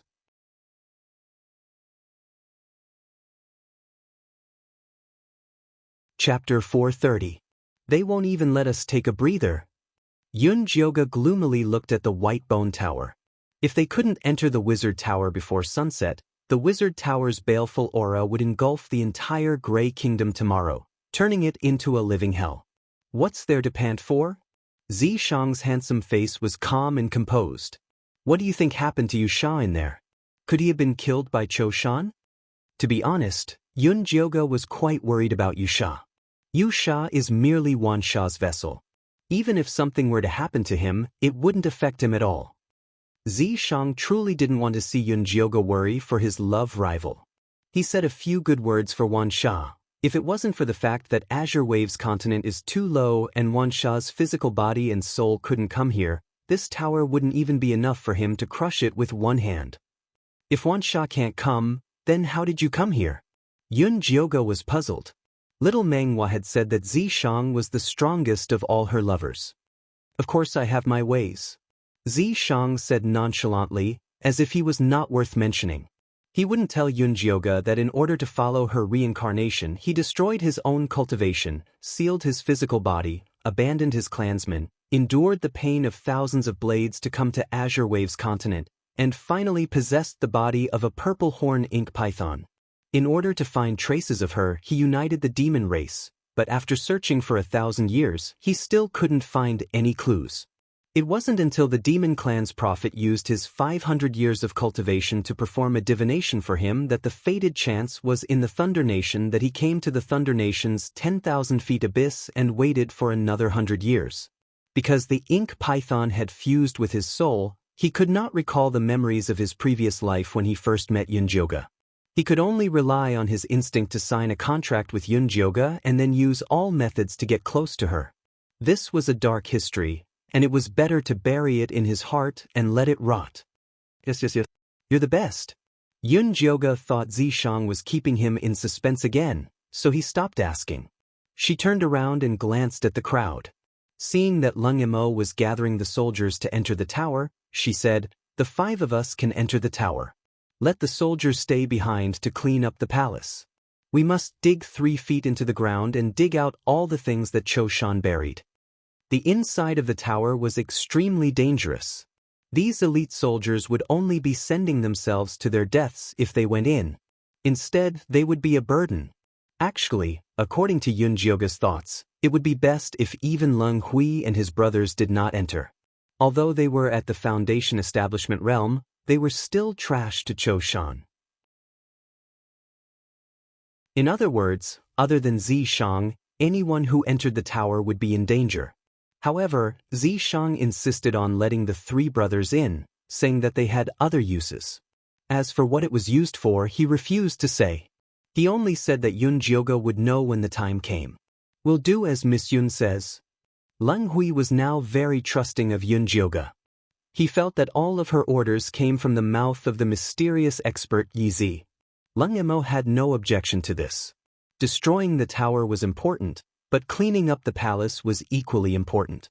"Do you still have the lightning snake illusionary whip?" Zishang asked Yun Jioga. "Yeah, do you want to use it?" After Yun Jioga went to the Een Corpse sect, he sealed the Thunder Snake illusionary whip and put it in his storage bag. "Yes, we might need to use it later." Entering the tower was not as simple as just walking. When the time came, they would have to demolish it with brute force. Zishang did not want to waste her demon power, so she turned her attention to Yun Jioga's lightning snake illusionary whip. She had no use for it anyway. "Here you go." Yun Jioga did not know what Zishang was planning, so he handed it over without hesitation. Zishang took it and wrapped it around his hand. Then he led Yun Jioga towards the tower. The tower looked very terrifying from afar. Up close, the murderous aura condensed into a fog that roared like a devil's roar. The entire tower was tightly shut. There was not a single gap, let alone a door. "Huh, I saw a door the last time I was here. Where did it go?" Lung Bai was surprised. He had sent people to monitor the area, and he would often come over to observe. He was very sure that there was a door at the bottom of the tower. It must have been sealed by Cho Shan. Lung Hui looked at Zishang, but he asked Yun Jioga, "Miss Yun, how do we get in?" "Just open it." Yun Jioga had complete faith in Zishang's strength. Zishang let Yun Jioga stand on him, then took out the lightning snake illusionary whip. The thin and soft whip turned into a terrifying beast in his hand. It charged towards the bottom of the tower. With a boom, the tower shook slightly. The human heads hanging under the eaves let out sharp screams. Black gas sprayed towards Zishang. Guard. Zishang had no intention of letting Lung Hui and the other 2 laze around. Lung Hui, Lung Bai, and Lung Emo took out their Dharma artifacts at the same time. 3 gray longswords made of the same material formed a triangle in the air, casting a powerful defensive light. Yun Jioga stayed close to Zishang. This guy was naturally suspicious. He trusted no one but himself.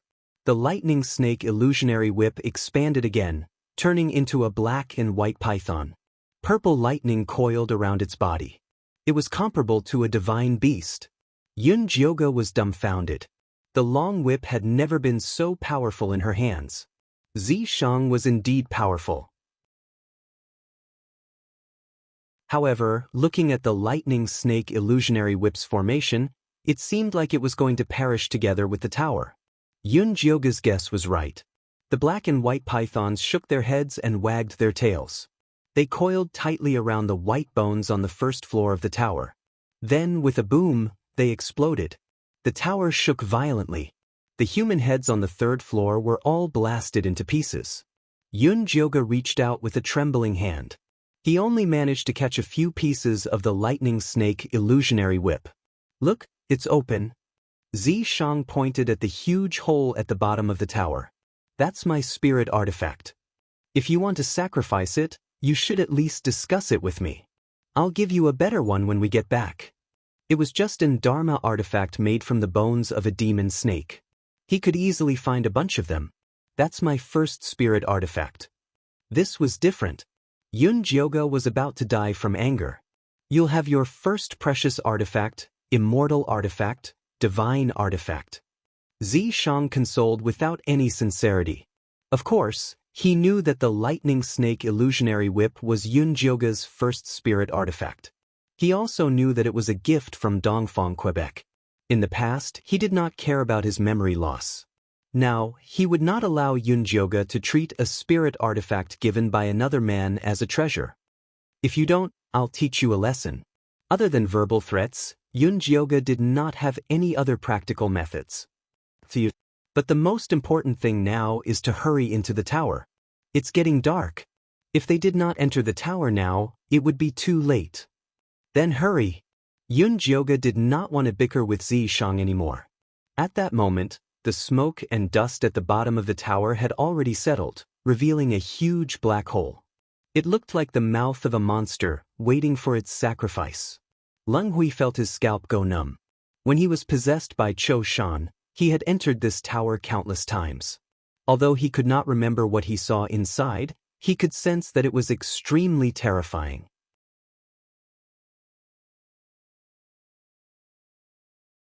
Chapter 431. Let's go! Zishang pulled Yunjioga's hand and led Leng Hui, Leng Emo, and Leng Bai into the tall tower.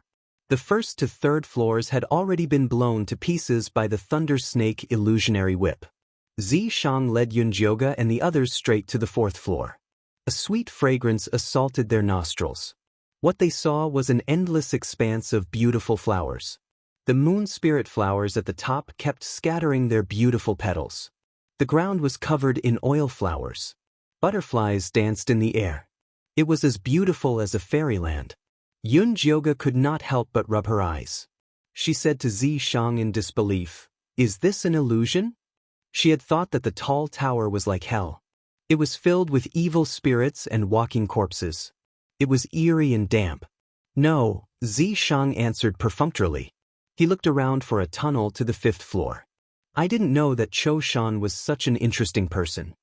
Yunjioga was about to change her opinion of him. Do you really think that this sea of flowers is for viewing? Zishang looked at her as if she was too naive. Alright, tell me honestly. Are these flowers poisonous, or do they eat people? Yunjioga sighed. She had not seen a normal sea of flowers in a long time. Both. Zishang extended his hand. The purple mist transformed into the shape of a little rabbit. It hopped towards the sea of flowers. The beautiful oil flowers immediately transformed into countless tiny poisonous snakes that pounced over. The beautiful moon spirit flowers turned purple-black and emitted a pungent stench. The beautiful sea of flowers instantly became a paradise for poisonous creatures. The purple mist rabbit suddenly exploded. The oil flower field was instantly blasted open. But very quickly, a large cloud of black mist descended from the top of the tower and filled up the empty space. It was another beautiful sea of flowers. These poisonous flowers are replenished by the killing intent of the tall tower. We can't kill them all, Leng Hui said solemnly. Why don't we blow this place up too? Leng Emo suggested. It felt so good at the bottom of the tower. Blow up my ass. Yunjioga rolled her eyes and said, Sure. Use your own Dharma artifacts. Don't even think about touching me. She did not have many Dharma artifacts. If she blew them up, she would become a commander without an army. Then forget it. Leng Emo did not want to use his Dharma artifact either. It was the long sword that grandfather had given the three brothers Dark Star Iron. No need. These poisonous flowers are good stuff. Isn't that female scorpion preparing to evolve into a 5-colored scorpion? Let her come out and eat the poisonous flowers. Cho Shan's tower was terrifying in the eyes of Leng Hui and the others, but it was nothing in Zishang's eyes. It was far inferior to the ruins that Wan Sha had created. It was enough to give Yunjioga's spirit pet some benefits. Can a female scorpion eat this? Yunjioga felt a little nauseous when he thought of how the sea of flowers had turned into a sea of poison. Why don't you just ask it? Zishang was too lazy to explain. All right. Yunjioga did not summon the female scorpion but summoned the treasure-seeking scorpion instead. Master, does that mean I have work to do? Treasure-seeking scorpion asked impatiently as it wagged its stinger. Its Ling hadn't summoned it in a long time. Other than feeding it the cherry pill, it did not get any extra income. Its wife had lost weight. No, I just want to ask, can your wife eat this poisonous sea? Yun Jioga pointed at the beautiful flower sea. Treasure scorpion's small eyes observed carefully. It wanted to land and observe closer. Yun Jioga quickly pulled it back. Don't go die without the shell of a scorpion. These poisons were not to be trifled with. The female scorpion had been lying in the spirit beast bag. When it heard the commotion outside, it could not bear it anymore. It crawled out like the wind and expressed its loyalty to Yun Jioga. Ling, I can eat 7. I promise I'll eat all of this poisonous sea. Wife, will you get diarrhea if you eat so much? Treasure scorpion looked at its wife worriedly. It was about to complain when it was silenced by a stare from its wife. Eat as much as you can. Don't force yourself. Yun Jioga looked at the rainbow stripes on the female scorpion's round body. He was very confident in it. Don't worry, Ling. I won't disappoint you. The female scorpion was very excited. Her husband was the one who earned food for her. It was finally time for her to show off. Go. Yun Jioga stuffed 2 cherry pills to encourage the female scorpion. After the female scorpion ate the cherry pill, it landed on Yun Jioga's shoulder with great vigor. Its round body smashed a small hole in the ground. Treasure scorpion looked at its wife nervously. It looked like it was ready to go down and help if the situation was not good. However, the female scorpion did not give Treasure scorpion the chance to show off. It opened its mouth, and the flower sea immediately turned into black fog and entered its mouth, revealing an empty path. Go, go, go. Let's move forward quickly. Yun Jioga and Zi Shang quickly followed behind the female scorpion. Leng Hui and his brothers also quickly followed. The female scorpion killed in all directions. She ate the flowers in front of her and killed the snakes in front of her. Along the way, she cleared a large area. Leng Hui followed behind Yun Jioga in shock. He looked at the female scorpion with envy. As expected of a powerful woman. Even a random spirit pet was so powerful. With the female scorpion's help, Yun Jioga and the others easily passed through the poisonous flower sea and found the stairs to the 5th level. Good job. Yun Jioga generously rewarded the female scorpion with 2 large bottles of cherry pills. Thank you, mistress. The female scorpion hugged the 2 bottles of pills excitedly. After swallowing the poisonous gas, the rainbow stripes on its body had become extremely clear. Now, it only needed to cultivate in seclusion for a few days and it would completely evolve into a 5-colored poison scorpion. Wife, you're really too capable. Treasure scorpion looked lovingly at its tall and mighty wife. It liked how lively his wife was. This bottle is for you. The female scorpion generously handed 1 bottle to Treasure scorpion. Seeing that it did not want it, she said domineeringly, "This is the first contribution I've made. I must share it. I'll make more contributions in the future." In the future, her husband would not have to work so hard to support the family. Don't worry. There will be opportunities to make contributions in the future. Yun Jioga encouraged the Treasure Scorpion couple, then sent them back into the spiritual beast bag. Then he and Zi Shang entered the 5th level. The 5th level did not disappoint Yun Jioga.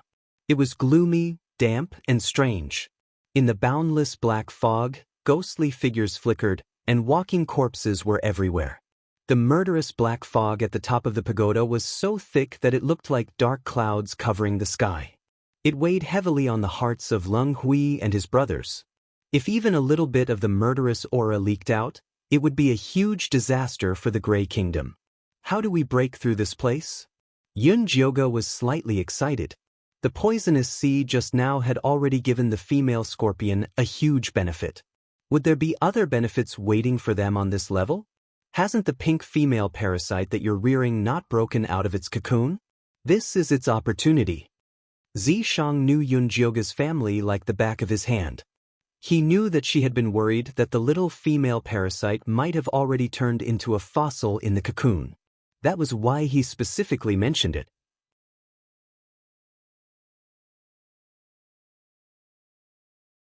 Chapter 432. Really? Yun Jyoga's eyes lit up. She didn't have many pets. The previous mouse was possessed by the cute baby, so it didn't count. Other than the treasure-hunting scorpion couple, there was only the pink mother goo that Jun Ichen gave her. Now that she had the chance to hatch the mother goo, of course, she was willing. Of course. Zi Shang saw Yun Jyoga so happy, but he felt a little guilty. The method he taught was a little cruel, and he hoped Yun Jyoga wouldn't go crazy. Then what should I do? Yun Jyoga couldn't wait to take out the mother goo. The pink cocoon glowed in her white palm. Zi Shang took the cocoon and threw it at the place with the strongest evil energy under Yun Jyoga's expectant gaze. The pink cocoon streaked past Yun Jyoga like a meteor and disappeared into the boundless darkness. The undead rushed over like sharks smelling blood and drowned the cocoon in an instant. Ah, what are you doing? Yun Jyoga screamed and turned around to save the mother goo. Zi Shang grabbed Yun Jyoga's shoulder and said calmly, "What's the rush? Your goo should have hatched a long time ago. It's just too lazy to come out. If you don't give it some stimulation, it'll really turn into a fossil." "But you don't have to do this. What if something happened? If something goes wrong, I'll save it." Zi Shang wouldn't really let anything happen to the mother goo. "You better do what you say," Yun Jyoga said angrily and stared at the center of the zombies. The dark black fog suddenly fluctuated. Small whirlpools appeared out of nowhere and grew larger. The entire space shook violently like a raging sea. The zombies were sucked into the whirlpools and instantly torn to pieces before turning back into black fog. The place where the cocoon disappeared suddenly spewed out a black and white light, illuminating the entire space. Then, a black and white butterfly flapped its wings and slowly flew up.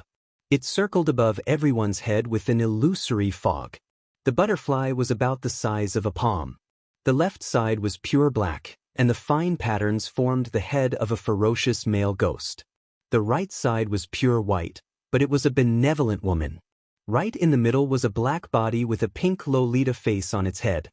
It was pouting and seemed to be huffing and puffing. Yin-yang reincarnation butterfly?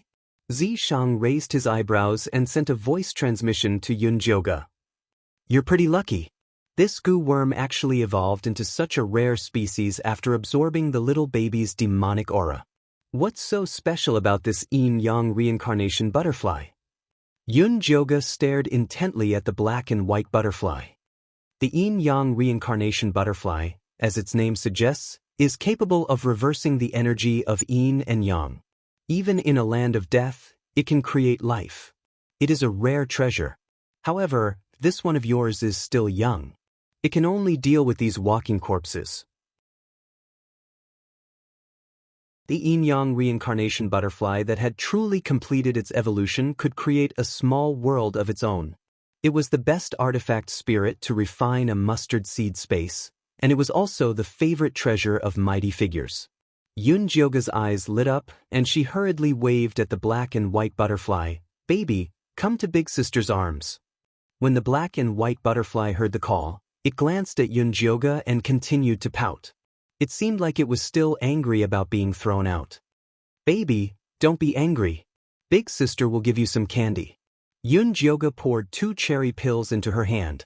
Satisfied, the black and white butterfly landed on her hand. After eating the cherry pill, it obediently squatted on Yun Jyoga's shoulder. It was really easy to coax. "Baby, I'll call you Feifei from now on." Yun Jyoga lovingly stroked Feifei's little head. Feifei flapped its black and white wings. It was very satisfied with this name. "Miss Yun, may I ask what species this butterfly is and where can I find it?" Leng Hui looked at Feifei excitedly. He had just seen with his own eyes that the little butterfly flapped its wings and the demonic aura turned into a whirlpool. Those walking corpses and evil spirits were trapped in the whirlpool and could not escape. If he could have one like this, he would not have to worry about the Grey Kingdom being invaded by the demonic aura. "This is a goo worm that a friend of mine gave me. There shouldn't be a second one in the world." Yun Jyoga shook his head. Jun Ichen had cultivated so many goo worms, but he had only produced Feifei, the mother goo. In the process of spinning the cocoon, it was invaded by the Pippi Mouse's demonic aura. That was how it coincidentally evolved into the yin-yang reincarnation butterfly. It would probably be very difficult to duplicate another one. I see. Leng Hui was extremely disappointed.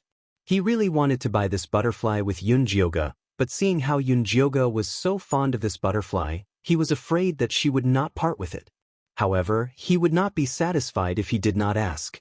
Leng Hui was just thinking about what to say when Leng Bai tugged at him and pointed at the empty space where the demonic aura had disappeared. The passageway has appeared.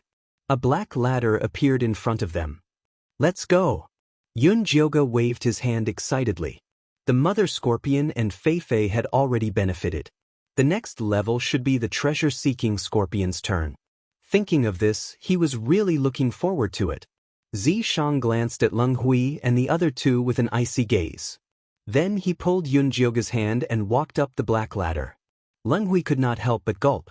Zishang's gaze was clearly warning them not to get any ideas.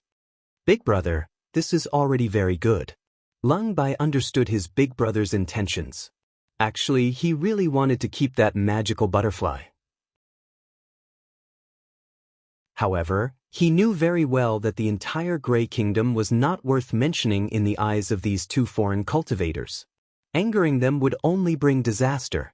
Leng Hui helplessly suppressed his thoughts and followed them up the black ladder. The 7th level was a mirror maze. Crystal mirrors that were polished to the point of being extremely smooth filled the entire space. It was as if there were countless figures staring at them, making them dizzy. How do I get through this? Yunjioga looked at his reflection in the mirror and felt goosebumps all over his body. Let me take a look. Zishang sized up the mirror maze. The 6th and 7th levels are all mazes. These mirrors are all formed by illusory qi. It's useless even if you break them. We can only pass this level if we find the right path, Leng Hui could not help but say. This mirror maze looked very simple, and the mirrors looked very easy to break. However, the fact that it appeared on the 6th level showed how difficult it was. If someone was stupid enough to break the mirror directly, they would immediately be teleported back to the 1st level. The maze would also start spreading from the 1st level. If they could not find a way out, they would be trapped inside forever.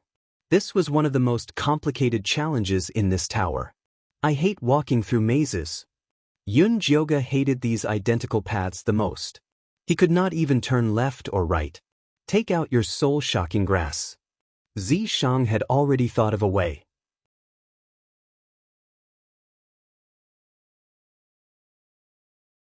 Chapter 433. What for? Yunjioga was very vigilant. She didn't let down her guard against Zishang just because she got some benefits from the first 2 floors. You have to use it if you want to pass, Zishang said. But I need to use it to refine medicine. Yunjioga was a little reluctant. This soul-shocking grass was cultivated by absorbing Lu Tianer's constitution. It was very precious. I'll get the cute baby to plant another one for you later. The soul-shocking grass was nourished by Lu Tianer's constitution. It was just a little more spiritual, but its medicinal properties were still the same. All right. Yunjioga took out the soul-shocking grass in the end. The soul-shocking grass that had its spirit extracted was just a gray seed. Zishang pinched the seed and injected spiritual energy into it. The seed shone and sprouted quickly. A slender gray leaf grew out. A terrified face appeared clearly in the leaf. Zishang put the soul-shocking grass on the ground and put a black hair into the soul-shocking grass mouth. After the soul-shocking grass swallowed the hair, it let out a shrill scream. It was more painful than eating shit. The soul-shocking grass stopped screaming and immediately withered. That's it. Yunjioga looked at the silent mirror maze and felt very confused. Zishang nodded. Can we go over now? Yunjioga asked again. No. Zishang shook his head. Then why did you take the soul-shocking grass? Was it just to hear it scream? Did he have to do this to his sister? Of course it's useful. Zishang secretly sent a voice transmission to Yunjioga. I used the soul-shocking grass to call Yusha. She's the best at walking through mazes. Wait for her to lead us.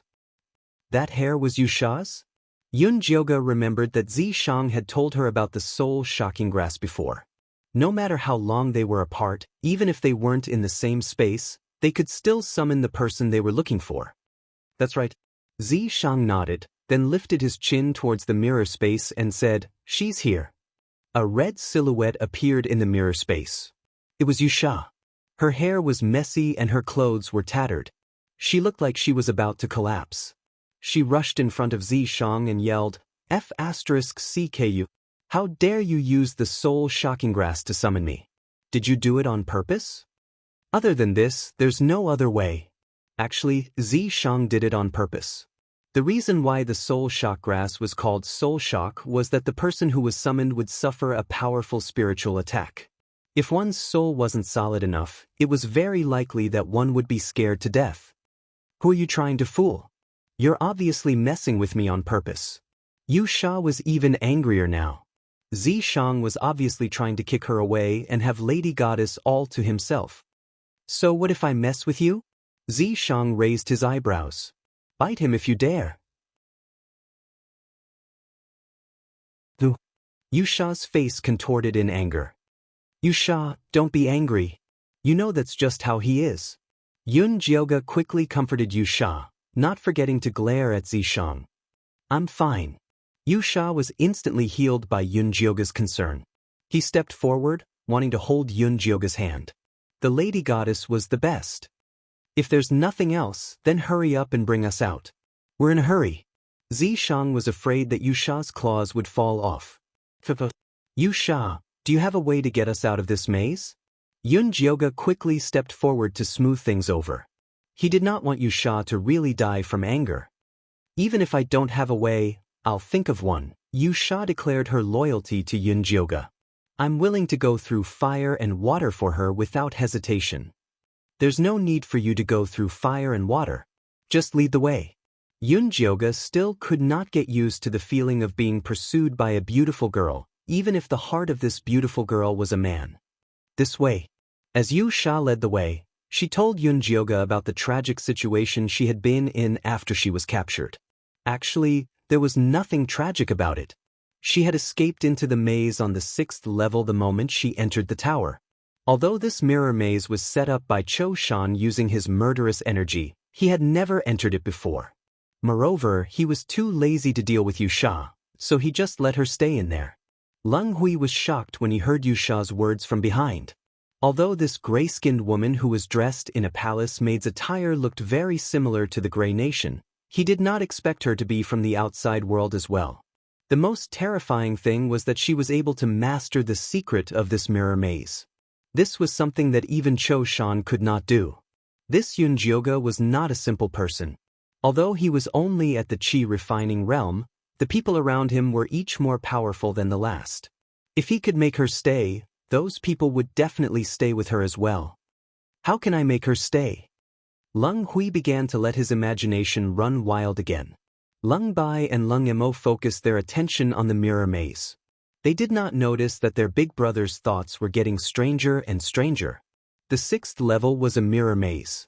The 7th level was an even more complicated spiral maze. However, under Yusha's lead, everyone managed to pass through it. Once they walked out of the maze on the 7th level, they found themselves in a long, dark corridor. They were surrounded by black walls above their heads. Yun Jioga walked in the middle, Zishang on his left, and Yusha on his right. Leng Hui, Leng Bai, and Leng Emo followed behind them. Yusha, you've been in this tower for so long. Have you seen my grass soul seed? Yun Jioga secretly told Yusha about his dream of the grass soul seed through voice transmission. I've been staying in the maze and didn't dare to go out. That's why I've never seen your grass soul seed. Actually, Yusha had wanted to sneak out to check on the situation in the tower. However, Cho Shan had placed shadow spies at the exit of the maze. She would be caught the moment she left. For the safety of her body, she decided to stay in the maze in the end. Yun Jioga was slightly disappointed. However, when he thought about it, there were only 2 levels left. He would eventually find the grass soul seed. What's on the 7th level? Zishang suddenly turned and asked Leng Hui. Leng Hui, who was still thinking of a way to make Yun Jioga stay, was stunned. When he realized that Zishang was asking him, he quickly answered, "It's the place where Cho Shan placed the white-skinned women." "Are those white-skinned women still alive?" Yun Jioga asked. "I don't know." Leng Hui shook his head. He had only heard bits and pieces of information from Cho Shan. He had never been to the 7th level himself. "I hope they're still alive." Leng Mo's expression was complicated. He had been intimate with those white-skinned women. He really hoped that they were still alive. As long as they were alive, no matter what happened, he would definitely take care of them properly. As the few of them conversed, they arrived at the end of the tunnel. Before them was an extremely tall gray stone door. A lifelike, white-skinned woman with a serene expression was carved on it. She was naked, and in her arms was a little doll with pale skin. The little doll stared at them with its black eyes. Its little mouth was open, and there was a black chaos in it. It was indescribably evil and terrifying.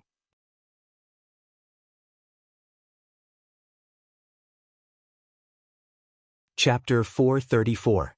Is there a problem with this door? Yun Jioga took a closer look. Although she didn't find anything strange on the door, the child carved on it made her feel uncomfortable. "No problem, just open it." Zishang extended his hand and a light purple palm slowly pushed the huge stone door open. A strange smell with a fishy smell wafted out. It felt like a delivery room. Yun Jioga sealed her nose and walked in. The scene inside made her feel extremely disgusted.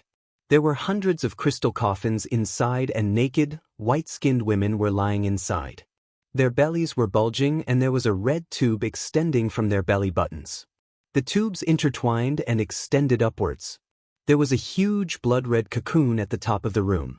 It was glowing red and there was a baby curled up inside. "This is the demonic embryo?" Yun Jioga asked Yusha hesitantly. "Wasn't it said that the demonic embryo was difficult to cultivate?" "That's right." Yusha looked at the blood-red cocoon in shock. She didn't expect Cho Shan to be so talented. He actually managed to cultivate a demonic embryo. Yun Jioga was about to examine the blood-red cocoon when she heard vomiting sounds coming from behind her. It was Leng Mo. When he saw the white-skinned women's pitiful state, he felt his scalp go numb and his body turn cold. He couldn't help but vomit. Leng Bai patted his brother's shoulder. He was extremely glad that he couldn't have children and wasn't forced by Cho Shan to be a stud horse. Otherwise, he would be the one vomiting now. "This demonic embryo is about to form. We have to destroy it quickly. Otherwise, when it hatches, it'll be a huge disaster," Leng Hui said in fear. Yun Jioga didn't say anything and immediately slashed at the cocoon with his evil sword. With a bang, the evil sword was knocked back by the cocoon bullet. Yun Jioga immediately felt a numbing pain in his arm. "Don't do anything stupid." Zishang held Yun Jioga down and flicked his finger. A spiritual light that looked like a swimming fish flew towards the demonic embryo. The moment the spiritual light touched the demonic embryo, it was immediately absorbed. Its damage reflection. Zishang's handsome face revealed a rare serious expression. "Damage reflection? What does that mean?" Yun Jioga asked. "It means that all the damage you inflict on it will be reflected back to you. If you kill it, you'll die as well," Yusha said without waiting for Zishang to answer. He admired Cho Shan more and more for raising such a freak. Damage reflection was the most annoying skill of the devilish fetus. "What should we do then?" Yun Jioga rubbed his arm that was still aching. He did not doubt Yusha's words at all. Yusha did not say anything. The best way was for him to get rid of the devilish fetus. However, it wasn't easy for him to enter the Azure Waves continent and come to the side of the goddess. He was truly unwilling to be sent back before he could even obtain the favor of the goddess. At that moment, Leng Hui stepped forward and said calmly, "I'll kill it." "No, let me do it." Leng Bai hurriedly took a step forward. "Let me." Leng Mo pushed Leng Bai away and shouted, "Don't fight with me. I'll pay for the sins I've committed."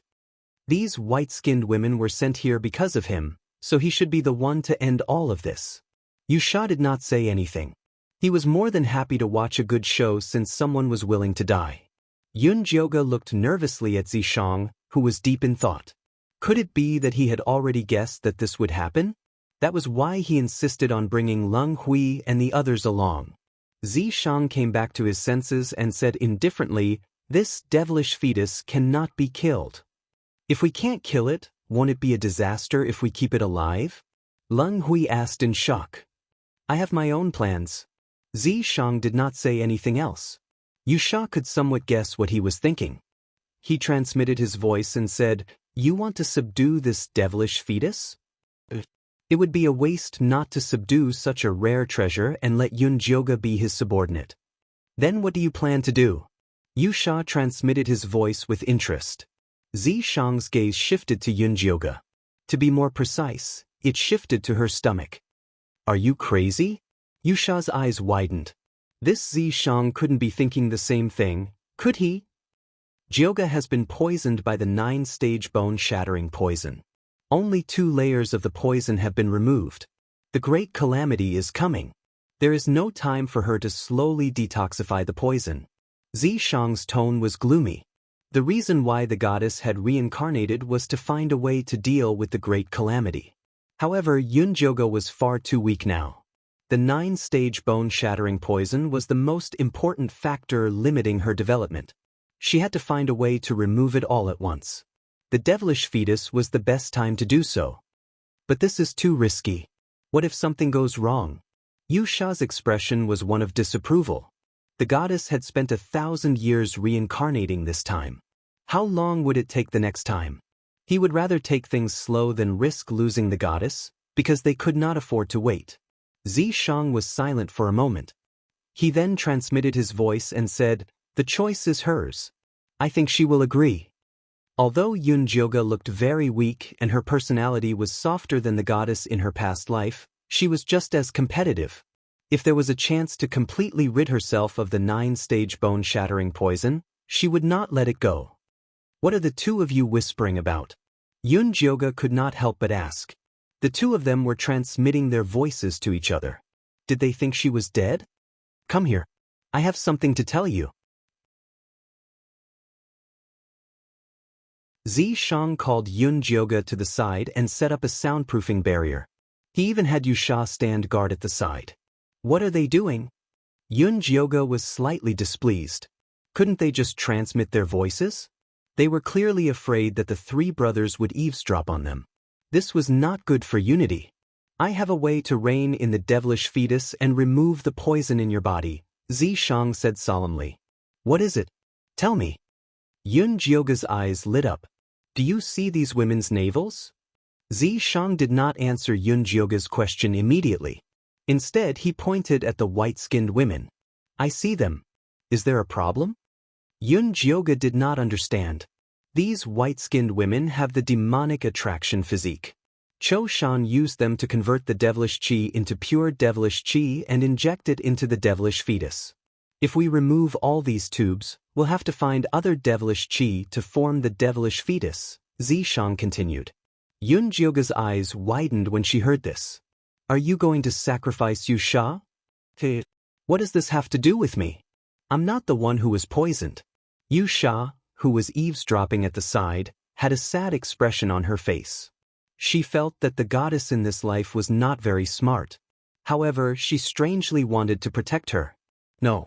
Although Yusha's spirit is of the devil clan, her physical body is still that of a human. She can't satisfy the needs of the devilish fetus. You're the only one who can attract it. Zishang did not beat around the bush and told her his plan directly.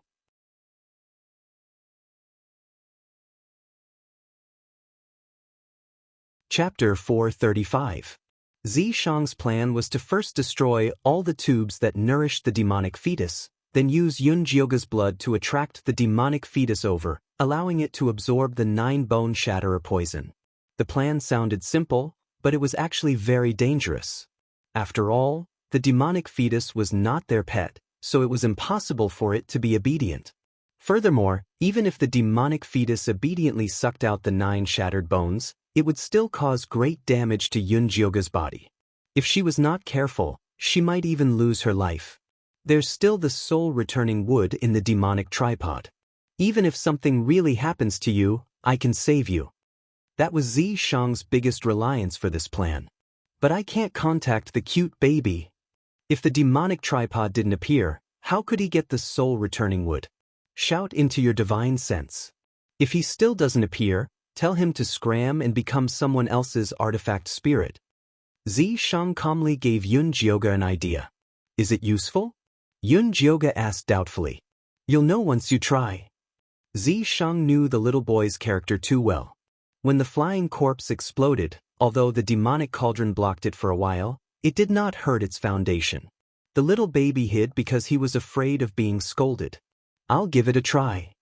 Yun Jioga didn't have much hope as he roared in his spiritual sense, Little Meng Hua, get out of here. If you don't come out, you can go and be someone else's weapon spirit. As soon as Yun Jioga finished speaking, a familiar moaning sound rang out.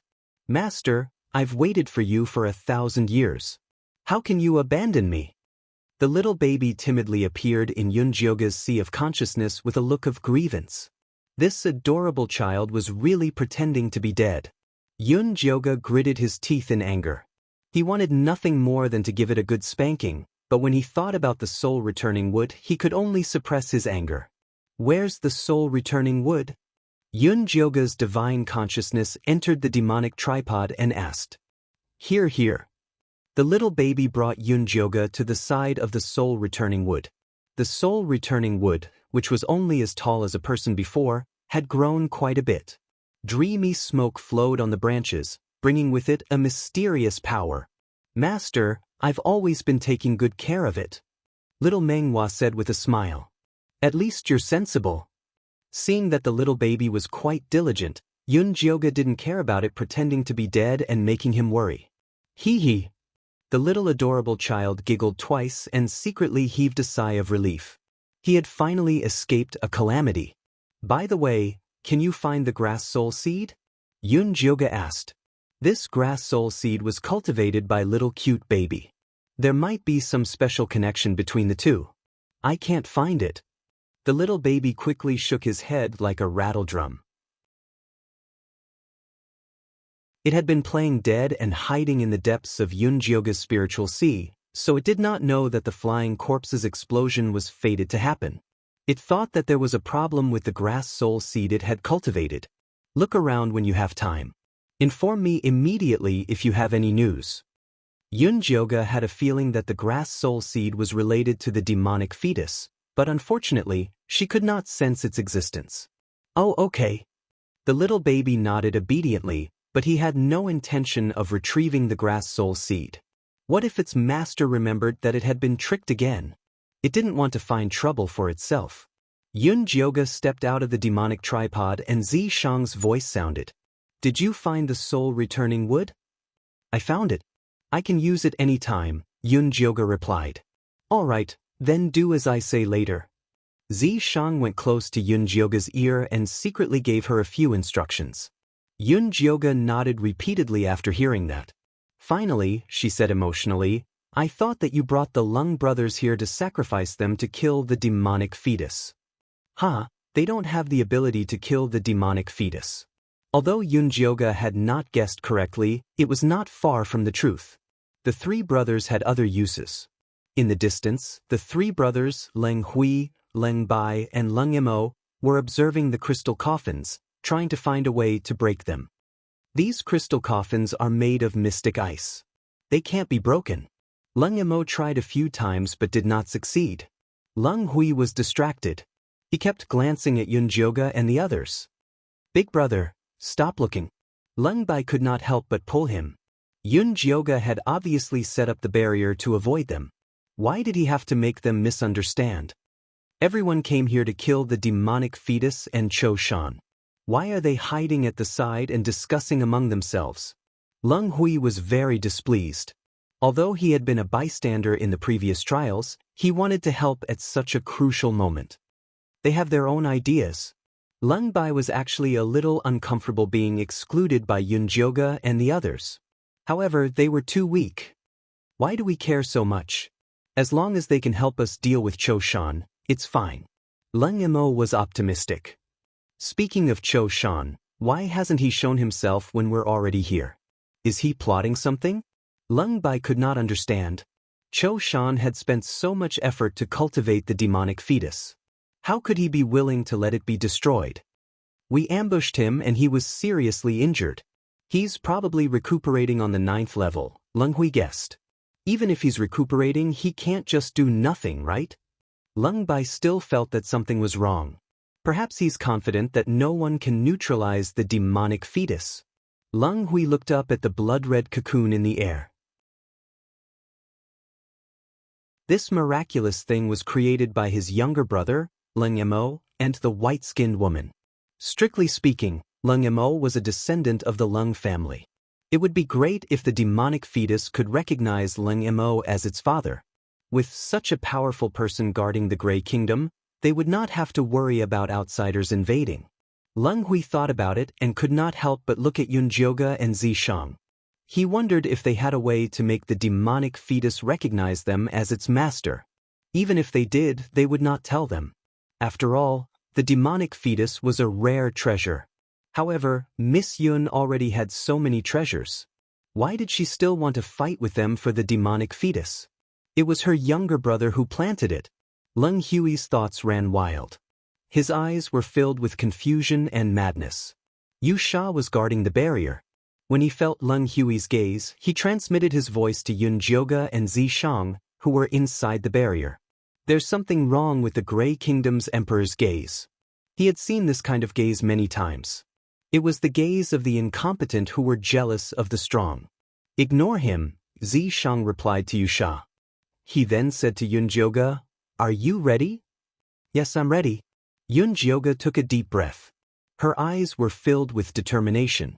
Zishang removed the barrier and nodded at Yu Sha. He said, "Let's begin." "Jioge, have you made up your mind?" Yu Sha looked at Yun Jioge.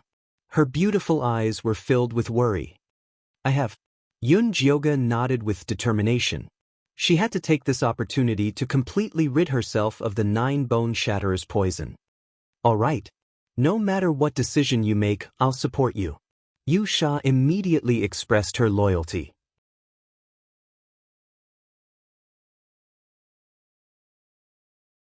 Chapter 436. Thank you. Yun Jioge smiled at Yu Sha. Wan Sha, the lover of a man's soul and a woman's body in his previous life, was a little strange, but his feelings for her were very sincere. Although she couldn't repay him with her feelings, she would remember this kindness in her heart. "There is no need to thank me between us." Yu Sha winked at Yun Jioge as usual. The corner of Yun Jioge's mouth twitched. She silently looked away and pretended to look at Lung Hui and the others. "Lady Yun, what are you preparing?" Lung Hui couldn't help but walk over. Yun Jioge didn't know if she could answer, so she looked at Zishang inquiringly. "We are preparing to take back the devil embryo," Zishang said indifferently. "Do you really have a way to take back the devil embryo?" Lung Hui's voice was trembling. His pale gray face was flushed red with excitement or nervousness. "We will know after we try."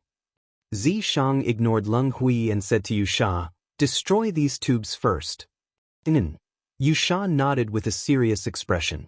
If he wanted to destroy these tubes, he couldn't just rely on his foundation establishment cultivation. He had to use the purest devil fire to destroy them. Although only a wisp of his divine sense had transmigrated to Azure Wave Continent, his life devil fire had followed him. However, using it would consume all his cultivation. His physical body would probably be destroyed. But for Lady Goddess, this sacrifice was worth it. Most importantly, he realized that Lady Goddess didn't like women. He planned to go back and try to transmigrate with his true body to gain Lady Goddess's favor. Yu Sha closed her eyes and sank her divine sense into the depths of her soul to search for the devil fire. A black devil fire the size of a soybean emerged from her fingertip and slowly floated into the air. It looked like a weak firefly. However, the devil embryo sensed great danger from this little flame. The blood-red cocoon jumped wildly. Those black tubes suddenly left the white-skinned woman's abdomen and shrunk around the cocoon, wrapping it tightly. Zishang stopped Yu Sha's attack and looked around vigilantly. In the next moment, the layers of crystal coffins around them suddenly shattered. Crystal shards shot out like a storm. Zishang pulled Yunjioge into his arms and protected him. Yusha's devil fire flew above the heads of the three of them and emitted a ray of black devil light that enveloped them, blocking the fragments outside. Leng Hui and the others were unlucky. Even though they had drawn their swords in time to form a defensive formation, the force of the impact was too strong. The defensive barrier was on the verge of collapse, and cracks even began to appear on the surface of the gray spirit sword. Leng Hui's heart ached, and he couldn't help but complain about Yunjioge's stinginess. That flame was clearly able to perfectly block all attacks, so why didn't he help them? They were partners. Leng Bai and Leng Mo were completely focused on controlling their swords. Because Leng Mo was distracted, his long sword moved, and a hole immediately appeared in the defensive barrier. The crystal shards pierced towards him. "Big brother, be careful." Leng Mo immediately stood in front of Leng Gray. The crystal shards all pierced into his back, densely packed like a porcupine. Leng Hui touched her unconscious brother's back. Her hands were covered in blood, and she screamed in fright. Leng Bai was shocked as well. An even bigger hole immediately appeared in the defensive circle. Fortunately, Yunjioge immediately commanded Evil Sword to cover the hole after hearing her scream. Otherwise, the other two would have been hit as well. "Thank you." Leng Bai smiled gratefully at Yunjioge, then hurried to treat Leng Mo's wounds. Although the crystal shards were sharp, Leng Mo had always been thick-skinned, so he managed to survive. However, he had completely lost the ability to fight. Leng Bai applied medicine on Leng Mo and fed him some pills. Seeing that he was no longer bleeding, he finally heaved a sigh of relief. Leng Hui lowered his head and squatted at the side, feeling extremely depressed. "Big brother, don't be sad. This isn't your fault," Leng Bai consoled him. "I know. This isn't my fault. It's all Yunjioge's fault. They're so powerful, but they didn't come to help them. They let them be exposed to danger. They must have been afraid that Mo would snatch the demonic fetus away, so they did this on purpose. These insidious outsiders could never be befriended." "Big brother." Leng Bai frowned. He felt that his big brother had been strange ever since he entered the tower. He didn't have the same imposing manner as before. It seemed that the years of oppression had affected him. He hoped that after killing Cho Shan and destroying the tower, his big brother would regain his previous personality. However, Leng Bai didn't have the time to console his big brother now. After the crystal coffin shattered, the white-skinned women crawled out and pounced at them with their blood-red eyes. Leng Bai stood in front of Leng Mo and directed his sword to stab at the white-skinned women.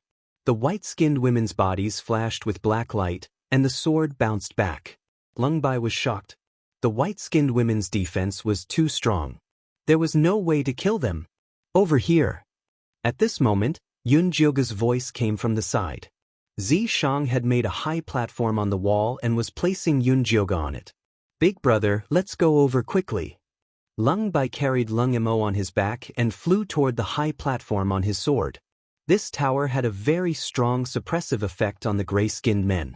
Leng Bai flew shakily with Leng Mo on his back and almost fell. In the end, Yunjioge threw out a spiritual rope and pulled them up. Leng Hui fared better than Leng Bai.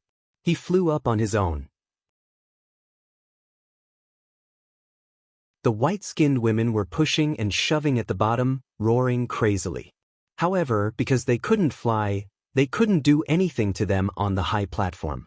After Yunjioge helped Leng Bai put Leng Mo down, he checked on his injuries. Leng Bai handled it very well. Leng Mo's wounds had already stopped bleeding, but his vitality was greatly damaged. He had to recuperate after he got out. Yunjioge gave Leng Mo a cultivation pill to help him recover faster. When Leng Hui saw that Yunjioge was about to take the pill back, he couldn't help but say, "Miss Yun, Er's injuries are too severe. Can you leave that pill bottle for him? I'll give you something in exchange." Yunjioge was stunned. Normally, she wouldn't even need Leng Hui to say anything to give her a bottle of pills. However, after falling into the Grey Kingdom, she didn't have many pills left. She really couldn't be generous. "Leave it for him," Zishang suddenly said. Yunjioge was even more surprised. Zishang had never been a generous person. However, since he said so, Yun Jioga handed it over. Leng Hui took it and opened the jade bottle. When he saw that there were only 3 pills left, his expression darkened. Leng Bai's heart immediately thumped. This was too rude. Anyone who saw it would misunderstand. What? You think it's too little? Yusha raised her brows. The more she looked at this Grey Kingdom's emperor, the more she disliked him. How could that be? Miss Yusha, you've misunderstood. My big brother is just worried about Leng Mo's injuries. Our Grey Kingdom doesn't have anything good either. If you don't mind, please accept this dark steel. Leng Bai quickly took out a storage pouch. Inside it was the supreme-grade dark steel that the imperial family had collected over the years. Hopefully, these refining treasures would be able to resolve the misunderstanding between them. You're tuning in to the Passion Pages YouTube channel. We're so grateful for your support, and don't forget to subscribe to join us on this incredible journey through captivating stories. Your generosity through donations truly makes a world of difference, as it's the primary source of revenue that allows me to expand and enhance this channel for you. Thank you from the bottom of my heart for being a part of this adventure.